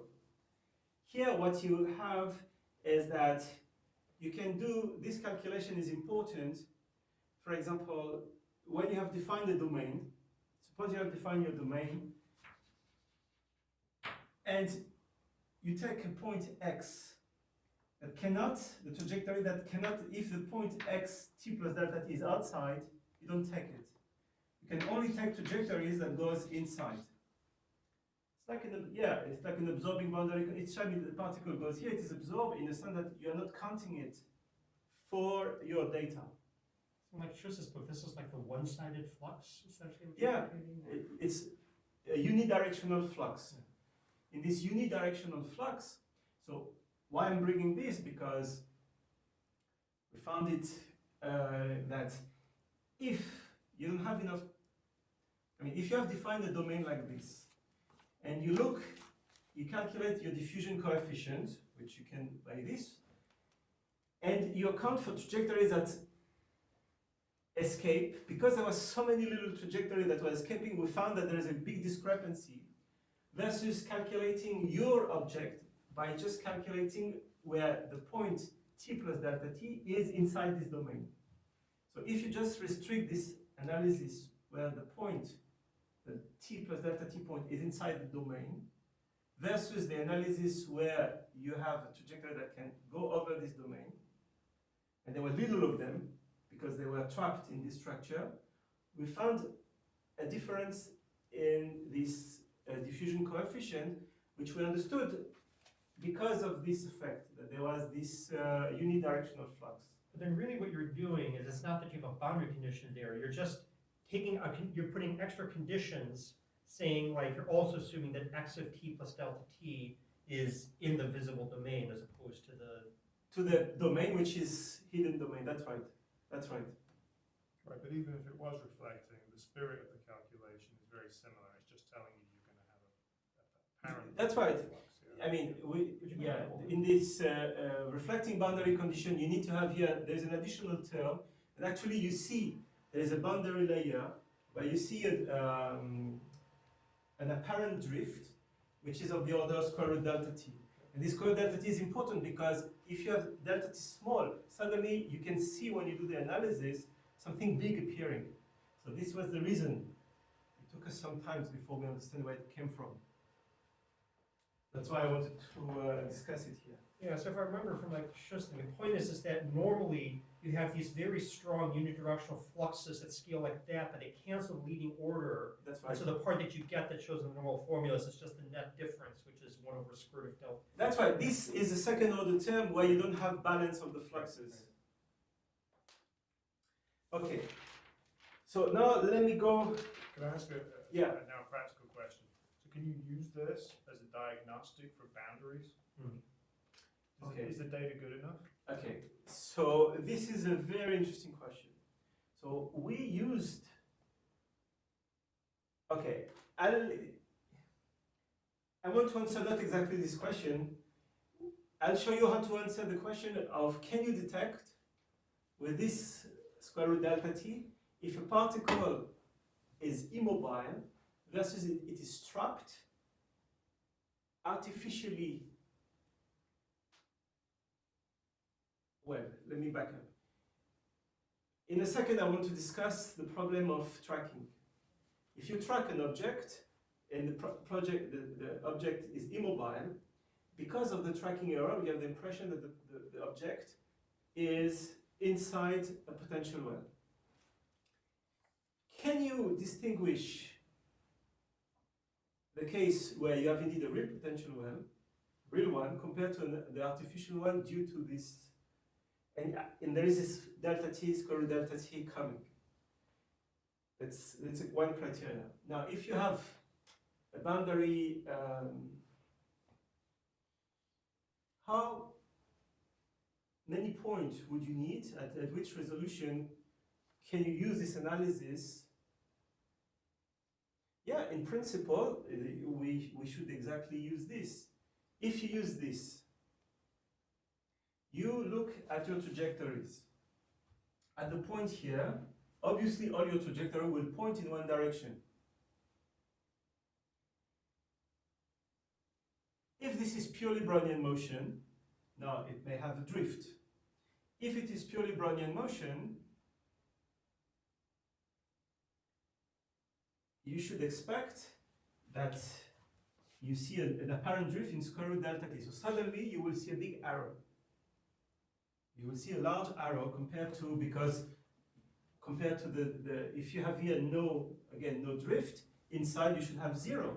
So suddenly you see an arrow where everywhere else there was no arrows because they were pure Brownian motion. If you have enough points. If you have enough points, but in my opinion, you can do this, and this should be stringent because of the square root delta t. So you should be able to see in the data specific boundaries, if you have enough points, where the boundary is. So we did some simulation like this, and you can see on the boundary, you can see much bigger arrows. Now this is going to be confusing because, now let's discuss I want to discuss one more thing before. All right, so let's finish with the remark. There's the last remark on this is on data.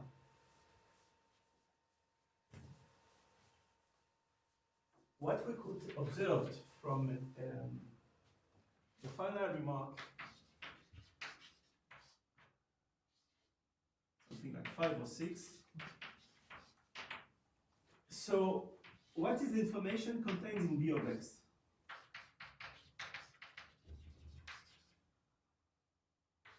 What is the information you have in here? So, what we observed is that there were a region, and this very interesting region, where the drift B of x was almost vanishing, and around this point, B of x could be well approximated by a matrix A multiplied by x. So that if the matrix A is symmetric, you can imagine that this comes from a potential well, and generically a potential well in dimension 2, generically it has to be 0, it is flat at the origin. So let's call it at the origin 0. So you have a minimum at 0. So the first order term is the second order term, which is generically this term. Right? Where A, and B are constants. So what does that mean? It means that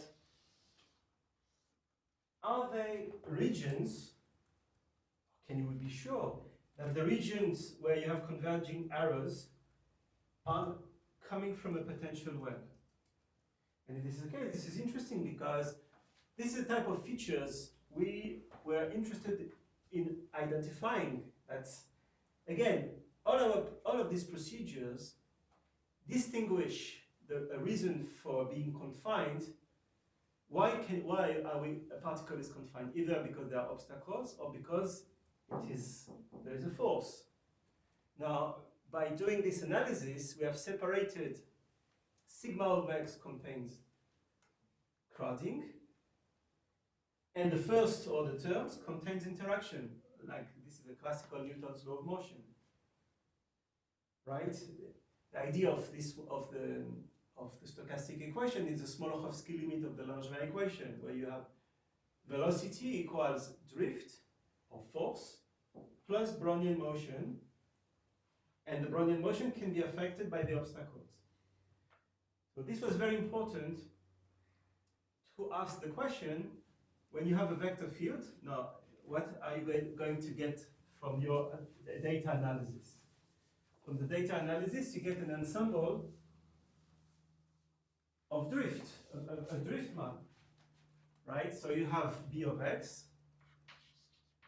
B of x here, so you have a map for x in the domain. So you have, trajectories. And so what we have found is that there are regions where clearly you can see arrows that are converging. And so how do you characterize the convergence of arrows? You have to compare basically if you have an empirical field. So at each point here you have a vector field. So suppose you have dimension 2. Can this field be the gradient of a potential? So basically you are interested now in what we have defined in a minimization. You are engaged into a minimization procedure. Can you find u such that b minus gradient u? You want to minimize, so you calculate this at each point, xk. So you sample your region here. So at each point here, xk, you get a vector field. And you want to minimize this quantity to find, so you minimize in which space? In the space of the gradient, where you want to find a, and little b, and even the center, because obviously it's not given, you have to find the center, and it's actually a very hard task. If you have the wrong center, it's a problem. So you want to find this minimization over a, b, and little a. And this, when you minimize this will give you the optimal a, little a, and b. Actually, it's more complicated. So you need to find out the center. So this is a different procedure. So suppose we know the center. Now you can look at your data, and if then there is no any more arrows here, although this is not that simple, you can define, let's say, the position of your ellipse. So you can define here the lengths A and B. So if A and B are known, then just you minimize this, we are left with one parameter, and you can find an expression for A. A tilde, so this is equals minus, so this, when for example A equals B, this is 1 over square, and you have to sum of bi xi plus b.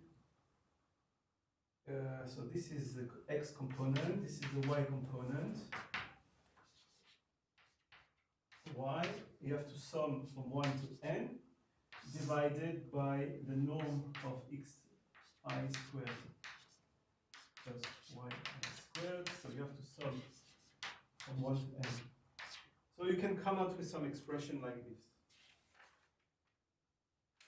Okay, so now I want to stop this, and in the 15 minutes that we have, I would like to discuss now a model where you perturb your physical process by the noise localization.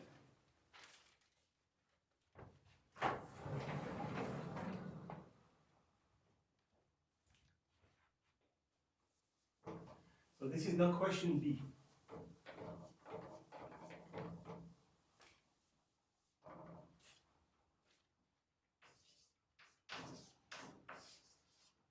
So now we have a sequence yn. This is observed. So you have an observed sequences of points, and we need a model to relate these observations to, let's say, the physical data. And the model is going to be simple. Let's assume that y of n is equal to x of n plus sigma, which is a constant, positive constant, plus, let's call it psi of n, where psi of n are independent, identically distributed Brownian variables. So, this, suppose you know, this comes from your microscope. This is coming from the point spread function. So you have basically, instead of seeing a point, you see this, you see a Gaussian under the microscope. You approximate what you see by a Gaussian. It has here sigma. So, you're not interested in reconstructing the sequence. What you are interested, because if you have the sequence, you have to do all of this to reconstruct the underlying intrinsic property, which is B and sigma. Yeah, maybe this is unfortunate. Okay, so let's write the underlying dynamical system. Suppose we have x dot equals A of x plus B of x W dot. So suppose this is a physical process that is behind generating this. Again, you have to assume something about the underlying physics. So what you are interested in doing is to reconstruct A and B from the observation, which is corrected at each point by sigma. So for this, to approach this problem, we have to discretize this equation. So we have xn plus 1 minus xn, so we fix it delta t, axn delta t, plus bxn, d omega n. Right? So now we fix delta t, small, but fixed.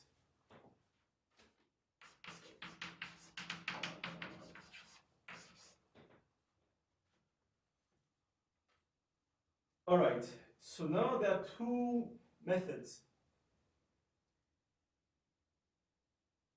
Let's use this equation. Let's use this equation and plug that in here. So we're going to get now an expression for the difference yn plus 1 minus yn.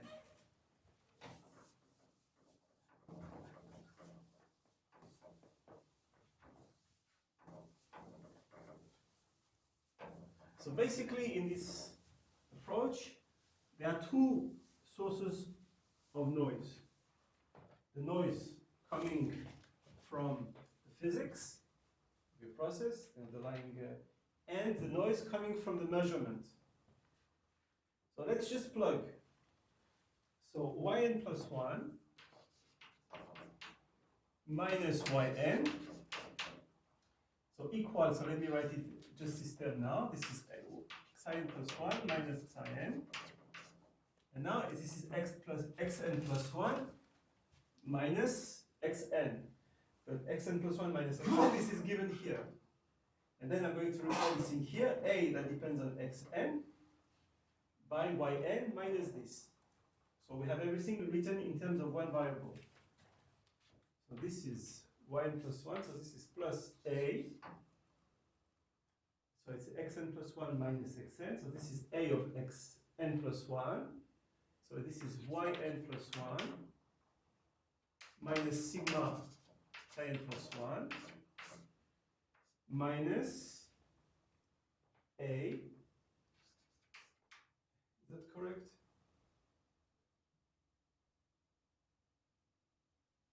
Yeah, so now let's write it.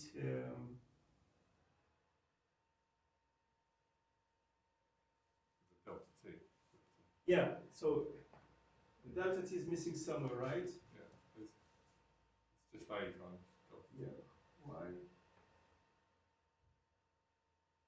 yn sigma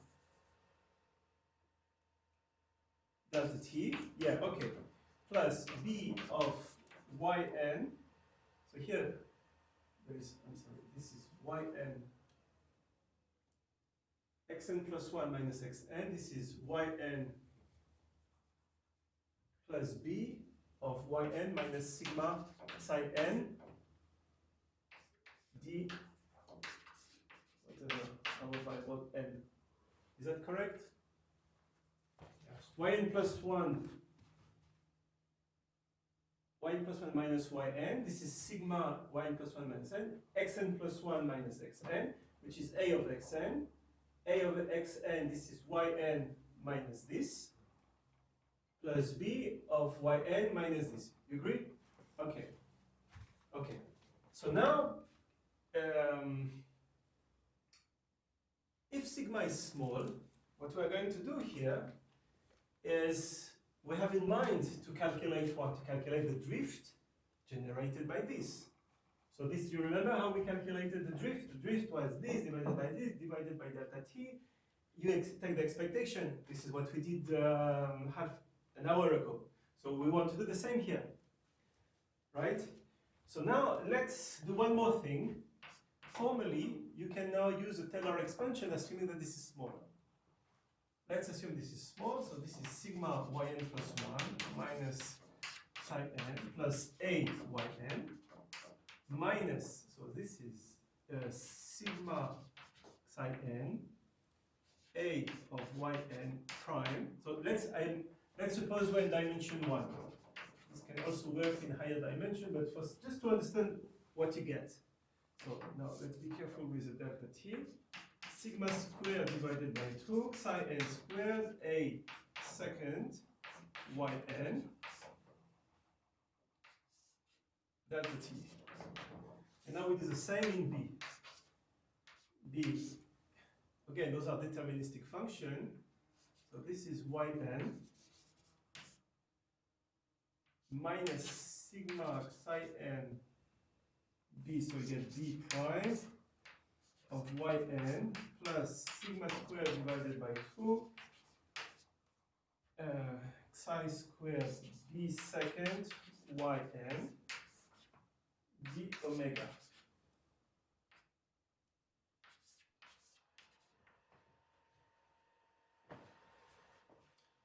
Okay, so now what is the meaning of the expectation?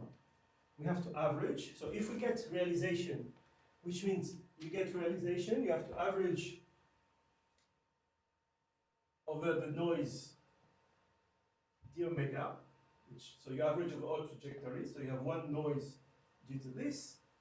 And for each trajectory that comes, you have to average over all the mistake that you are, the system is giving to the point. So you average over, let's call this noise, psi nw of yn plus 1 minus yn, condition that yn now is at point y. This is exactly what we did. And now there is no more delta t because you have fixed delta t. So what do we get? This term here, those are independent variables, so now just take the expectation here. So this will give you 0, because this is independent Gaussian variable.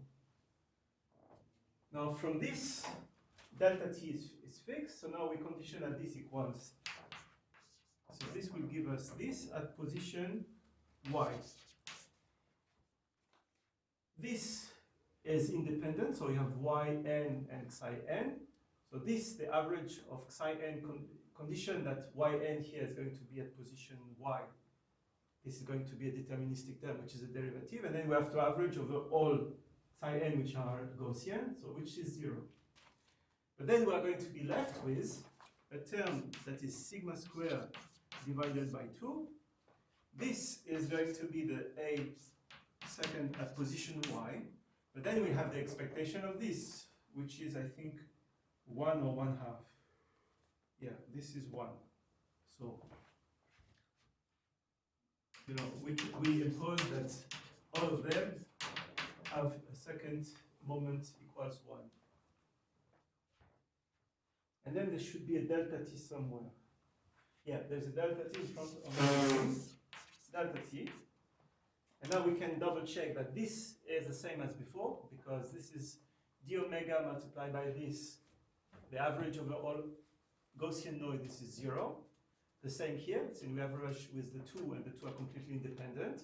And again, this is even if it is 1, because of the d omega, and this will give you 0. So this says that for delta t small and sigma small, this is why we did here some formal expansion. And then I'll show you a second method how to derive this in a more proper way, doing explicit expression of the probability distribution function. But what that says is that the drift to first order is the same as if there was no perturbation. And here we have the contribution of the noise due to the localization error, sigma square. Second derivative of course, if this is 0, then you don't see it. And in general, this is small. So in principle, what you should have in mind in today's microscope, let's say this is between 20 and 40 nanometer. Right? So you get something sigma squared, which is nice, which says that this corruption, for example, if we have identified a vector field that has converging arrows, then you have a contribution that's going to be very limited, except probably at the center. We'll have this because at the center A is equal to 0. Right? But if you see this converging arrow, this is not going to be corrupt because this is in general small compared to this. Again, except at the center, because at the center this is 0. So unless this is 0, which is usually, so A is usually the gradient. Yeah, A is the gradient of a potential. So let's say the second derivative is a constant in general here. Okay. This is sort of like a differential Judson's inequality, right? Because what you're saying is that if you take this average of the y, the first term is just like the A evaluated at the center, and then you get this correction term that has to do with the curvature, you know, if the convexity is up or down, then you get an upward or downward correction. You mean this term here? Yeah. This term, yeah, there's a correction of, I don't, well, you see where it comes from, there's a curvature correction, whatever it is, but the idea is that it is small. It is sigma squared. Now, I'll show you the surprise. It comes now. And I have 3 minutes. And again, those are formal calculations. Why? Because you can advocate as a rigorous probabilist. You can say, look, you use a Taylor expansion, and what happened in the psi n cannot be necessarily small. This is a random variable, so you can give me a hard time on this. So I'll give you this because actually it works. The formula that I've written here, you can be recalculated using the probability distribution function. Here it works on any surfaces because you don't need the probability distribution function to do this calculation. They are just elementary.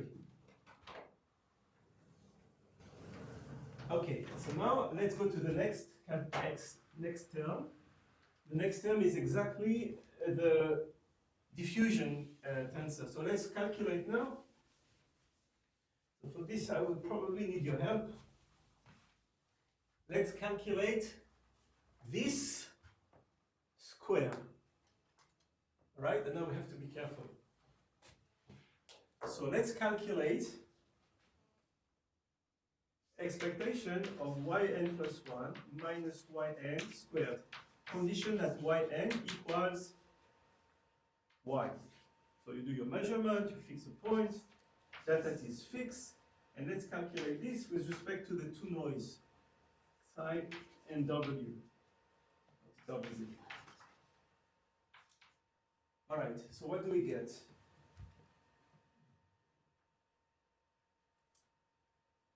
We have to go slowly, right? Well, just square them up and then take the cross products. Yeah, all right, but I want to show you a new term. Yeah, sure. Yeah, I want to show you a new term, so let's take just 1 minute to do this correctly, and let's see where the new term is coming from. So before, of course, there is a delta t here. So terms in everything here squared, we're not going to contribute because you have delta t squared. And we're interested in, okay, let's rewrite it this way. We're interested in, let's divide everything by delta t. So we would like to see what is the first term here in delta t. This is what we are looking for. I mean, sorry, the first term with no delta t. When delta t goes to 0, then in general, when you have no perturbation, this is just the diffusion coefficient. So here, so can I erase this part? Let's erase this. if you have this squared, you'll get sigma squared psi n plus 1 squared minus 2 psi, this is going out because they are independent, plus psi n plus 1. So basically when we take the expectation of the first, so I do this squared and then this squared and this squared, and then there is a cross product. So this will give us basically, there's going to be a 2 sigma squared. That's going to be divided, and remember, we have to divide everything here by delta t. So let me divide this by delta t, so we get this delta t. And yeah, in principle also, what you have to calculate is 1/2 of this. So 1/2 of this, so I have to calculate 1/2 multiplied by delta t, so you get here just this term. All right, so now where things becomes interesting is that if you take this term and you multiply by this term, what you are going to get is minus 2, minus and minus this plus, sigma and sigma, this is sigma squared, psi n squared, a prime yn. And the rest, if you do the calculation, there is psi n cubed, but because it is cube, it's an odd, it's going to cancel. And psi n plus 1, there is no psi n plus 1, that it's going to 0. And I think that's it. Okay, that's it for this term. Now, and we need to look at the last one. So the last one is going to give us d omega squared, which is delta t.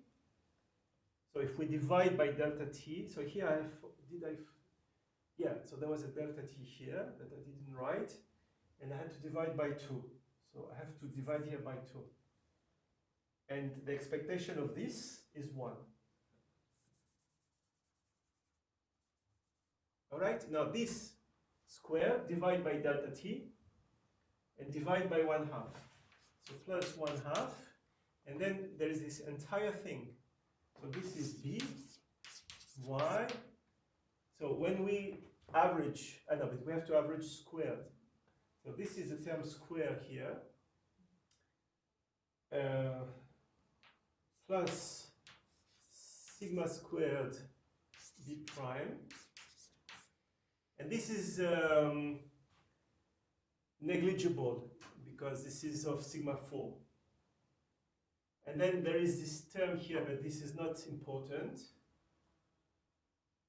And then there is the product, so that thing we are done with this term. B prime, b squared. Why do I have a b prime here? No, b prime squared. Yeah. And then there is another term because of the product from this with this guy. So psi n plus 1, we don't care, but psi n is going to 0. No, that's it, because this is a d omega. So, sorry, I have a BB. Y. Yeah, but I forgot this term. Yeah. So I have to add here plus 1/2. So b multiplied by this is going to be sigma b second of y. This is 1. There's 1/2. And now we have to divide by 1/2 and divide by delta t. I think we're good. So if the summary is we have a term like this plus a term like this plus 1/2 sigma b squared I have 1/2 of, yeah, this is correct. Yeah, and then there's a factor 2 here because this is twice this term. So here there is only 1. What is the new, so let me rewrite all of this. So this, and we are going to stop now. This is sigma squared divided by delta t plus 1/2 of b squared, which is the diffusion coefficient. This is due to the noise measurement, which was known in the literature. But what was unknown, it was a sigma square L prime y. And in dimension 2, you get here the divergence of this instead of this, plus sigma squared b prime of y plus b second by b second y divided by 2 plus O of delta t, and this is also at order 2 in sigma of sigma squared.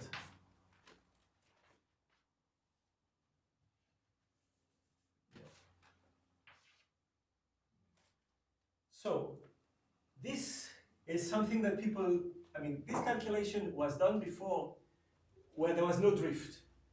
So when there was no drift and d is constant, you get diffusion coefficient plus this term here that gives you something intrinsic to your delta t and to the instrument effect. But also in the diffusion coefficient that you're going to extract, you're going to have the divergence or the first derivative of the field multiplied by sigma squared. Again, it's okay if sigma squared is not too big, you don't care. So we wrote a paper to make sure that everything we did before was okay. That is, without accounting for all of this effect of the measurement, we got some argumentation saying that, look guys, you have probably made some error in the potential wells, in, for example, estimating the depth of the well, which might be okay, this is true. But then we know exactly what kind of error was made in terms of if sigma is sufficiently small, you don't care. It's true you have an error, but if you find energy that are significantly above this, you are okay. Okay, I think I'm going to stop here. I'm sorry, I took 5 more minutes of your time, but I think this is some ideas that how to analyze information from super resolution data. The conclusion is that this is what you get when you do this extraction. So you have to be careful. For example, all right, let's do calculation. What limits here your analysis if you have a sigma of let's say 20 nanometer, and you have a delta t, let's say now again 20 milliseconds. What is the limitation? What is the resolution of your diffusion coefficient? It's going to give this.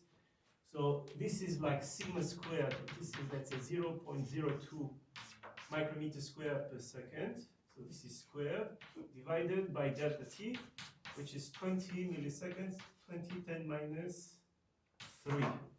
Correct? So this is 4 10 to the minus 1, 2, 10 to the minus 2, 10 to the minus 4. Divided by 20, 10 to the minus 3. So this is how much? 4, let's say, 4 divided by 20, 10 to the minus 1. So this is 1 divided by 5, 10 to the minus 1. So let's say I multiply this by 2. So it's 2 10 minus 2 micrometer square per second. So at 0.00, so this is 0.02. Below this, it's not clear what you get. And for this particular value of parameters. All right, so this gives you a limitation. What's below this value, you don't know what you're looking at. Okay, so everything has been summarized in a publication that we did last year. This is Jose and myself. This is in PhysRevE, PhysRevE 2015.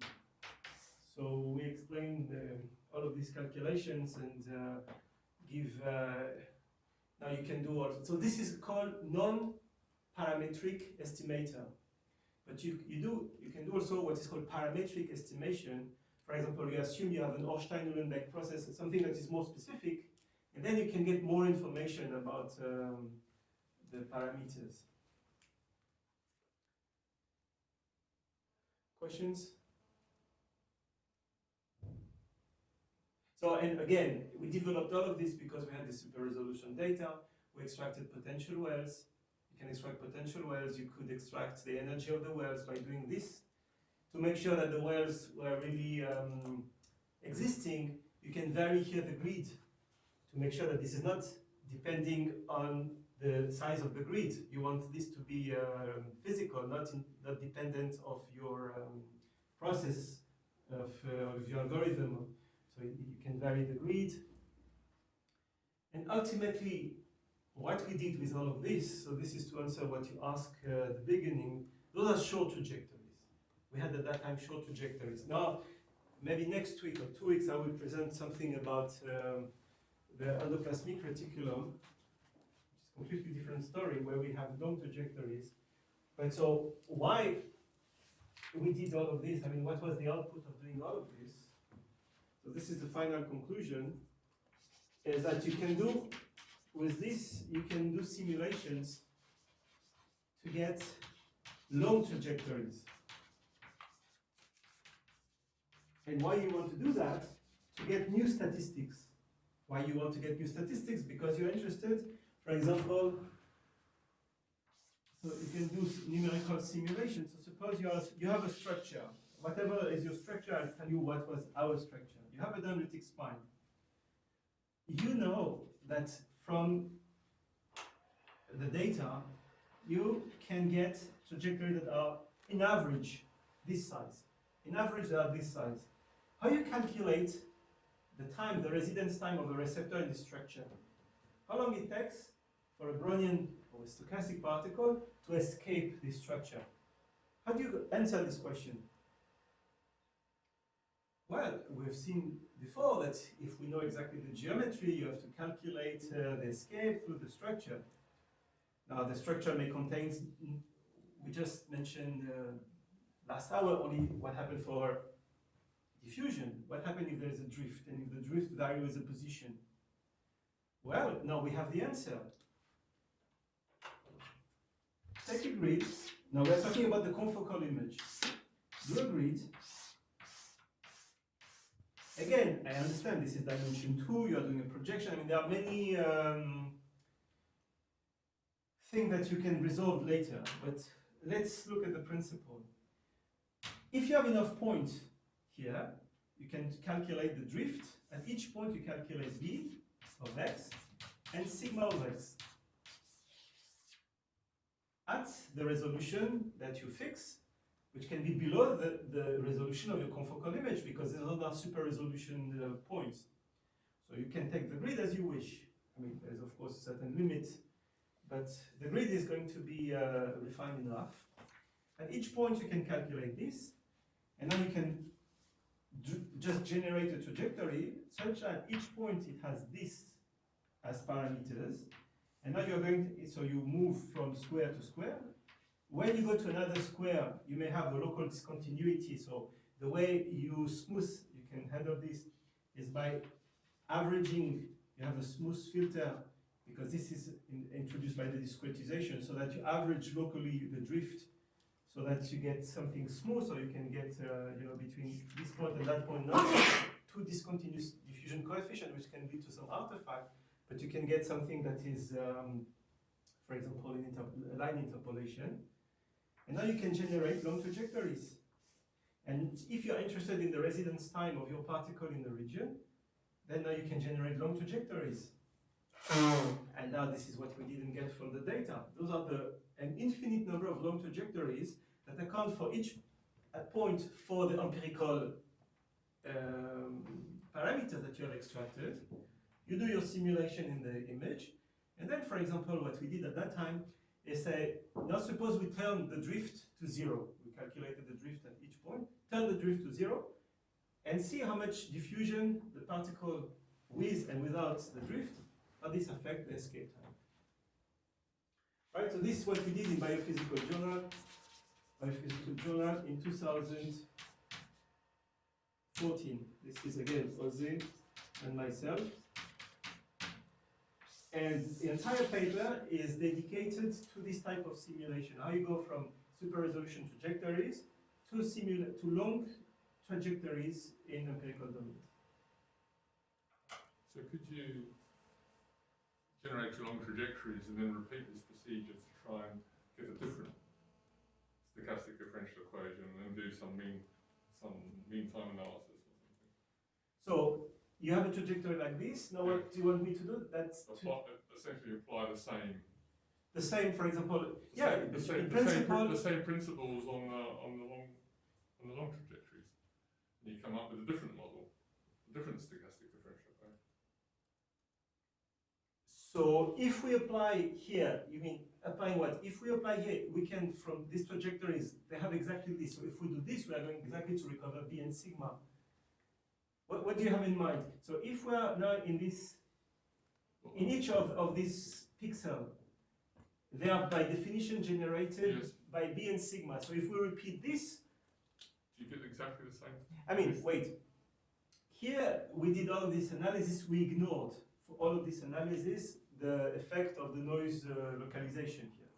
So I'm not comparing with what we just did. This is assuming that you don't care about this effect of the localization and generate long trajectories, because with long trajectories you have the statistics you want to calculate the residence time, because this is very important. It depends on your biological question, Yeah. but to calculate the time of a receptor in a specific region. So even, what I'm saying that even if you get small trajectory or not enough long trajectories, which are usually interesting because when you have long trajectories, you can also use the temporal aspect on this. And this is something very interesting. We haven't discussed much and we haven't investigated much except just last year recently. When you have long trajectories, you can see, for example, how the field evolve with time, and this is usually very interesting. You get what is called extreme statistics, and for the extreme statistics, usually you get new information. Okay, let's stop. Yeah. Sorry. You could just have avoided doing all of this and just stitch the trajectories that you had together to make long ones. So when they came to the end, just pick another one and go off on that one. If you are lucky. You have to have a lot to parameterize this. Yeah, but you know, if you do this, if you do, I mean, if you get long trajectory, still you need enough to get ultimately in the end your statistics. If you want to calculate mean first passage time. But you have to have a lot of trajectories. I'm just playing devil's advocate a little bit. But you have to have enough trajectories to parameterize every little box here. Yeah. Right? So that means every time one of my trajectories ends in a box, I just pick one of the new ones and go. Pick one of the other ones. Not Yeah, but wait, if you do this. What if they are unbalanced? So in some pixels you have 1,000, in other I'll just pick one of the hundreds. I would need to bootstrap. Yeah, okay, we haven't discussed this, but it's true that sometimes you have places where you have not enough trajectories. And then you are really so what we did is to replace this by the average of what happened over there. I mean, this is really the most rational approach that you can get doing this systematically. You're trying to fill in the missing information somehow. Yeah, so if you want to take, you know, yeah, as you said, you know, if you don't have enough trajectory to sample your space, even if at any point where you have some luck enough to find a new one, if you want then to average, let's say 100 of the trajectory because you are interested in long ones. Yeah, but I get combinatorially many things when I do my process, right? Yeah, so all right, maybe why don't, yeah, so this is an interesting idea. Can you get from this the same result as in here? Yeah, we have to try. But at least here we have now the systematic procedures. So at least, you know, for example, turn drift to zero. How do you turn drift to zero in your case? So this is, you know, this kind of question, because you're interested how much a particle is moving by a deterministic process, whatever it is, compared to pure diffusion. So this is the kind of stuff that you can do. All right, so next week, probably we'll do next week, stochastic chemical reaction with an application of what we did with Kevin a couple of years ago, about P10. And how do you calculate the first time to a threshold? You say you have a bath of molecules, and you need 5 binding sites. When is the first time that with, let's say, 100 particles, and you have 7 binding sites, and you have only 5 of them that are going to get bound? How long do you have to wait? And this is a way to activate things in biology, and we'll give this example that we did with Kevin and some other examples. Okay, and then as we proceed, there's going to be one class about polymer for this problem of how the DNA find a target in yeast, and we did the problem of looping, how long it takes for a polymer to make a loop. And then we'll do a class about clustering. This again, in yeast, the telomeres at the end, they form clusters on the surface. Why? So we did some model some years ago, elementary model. And I think I will stop in mid-June. So let's say 1 more month. Let's say 4 or 5 classes. And that's it. All right? Okay, thanks.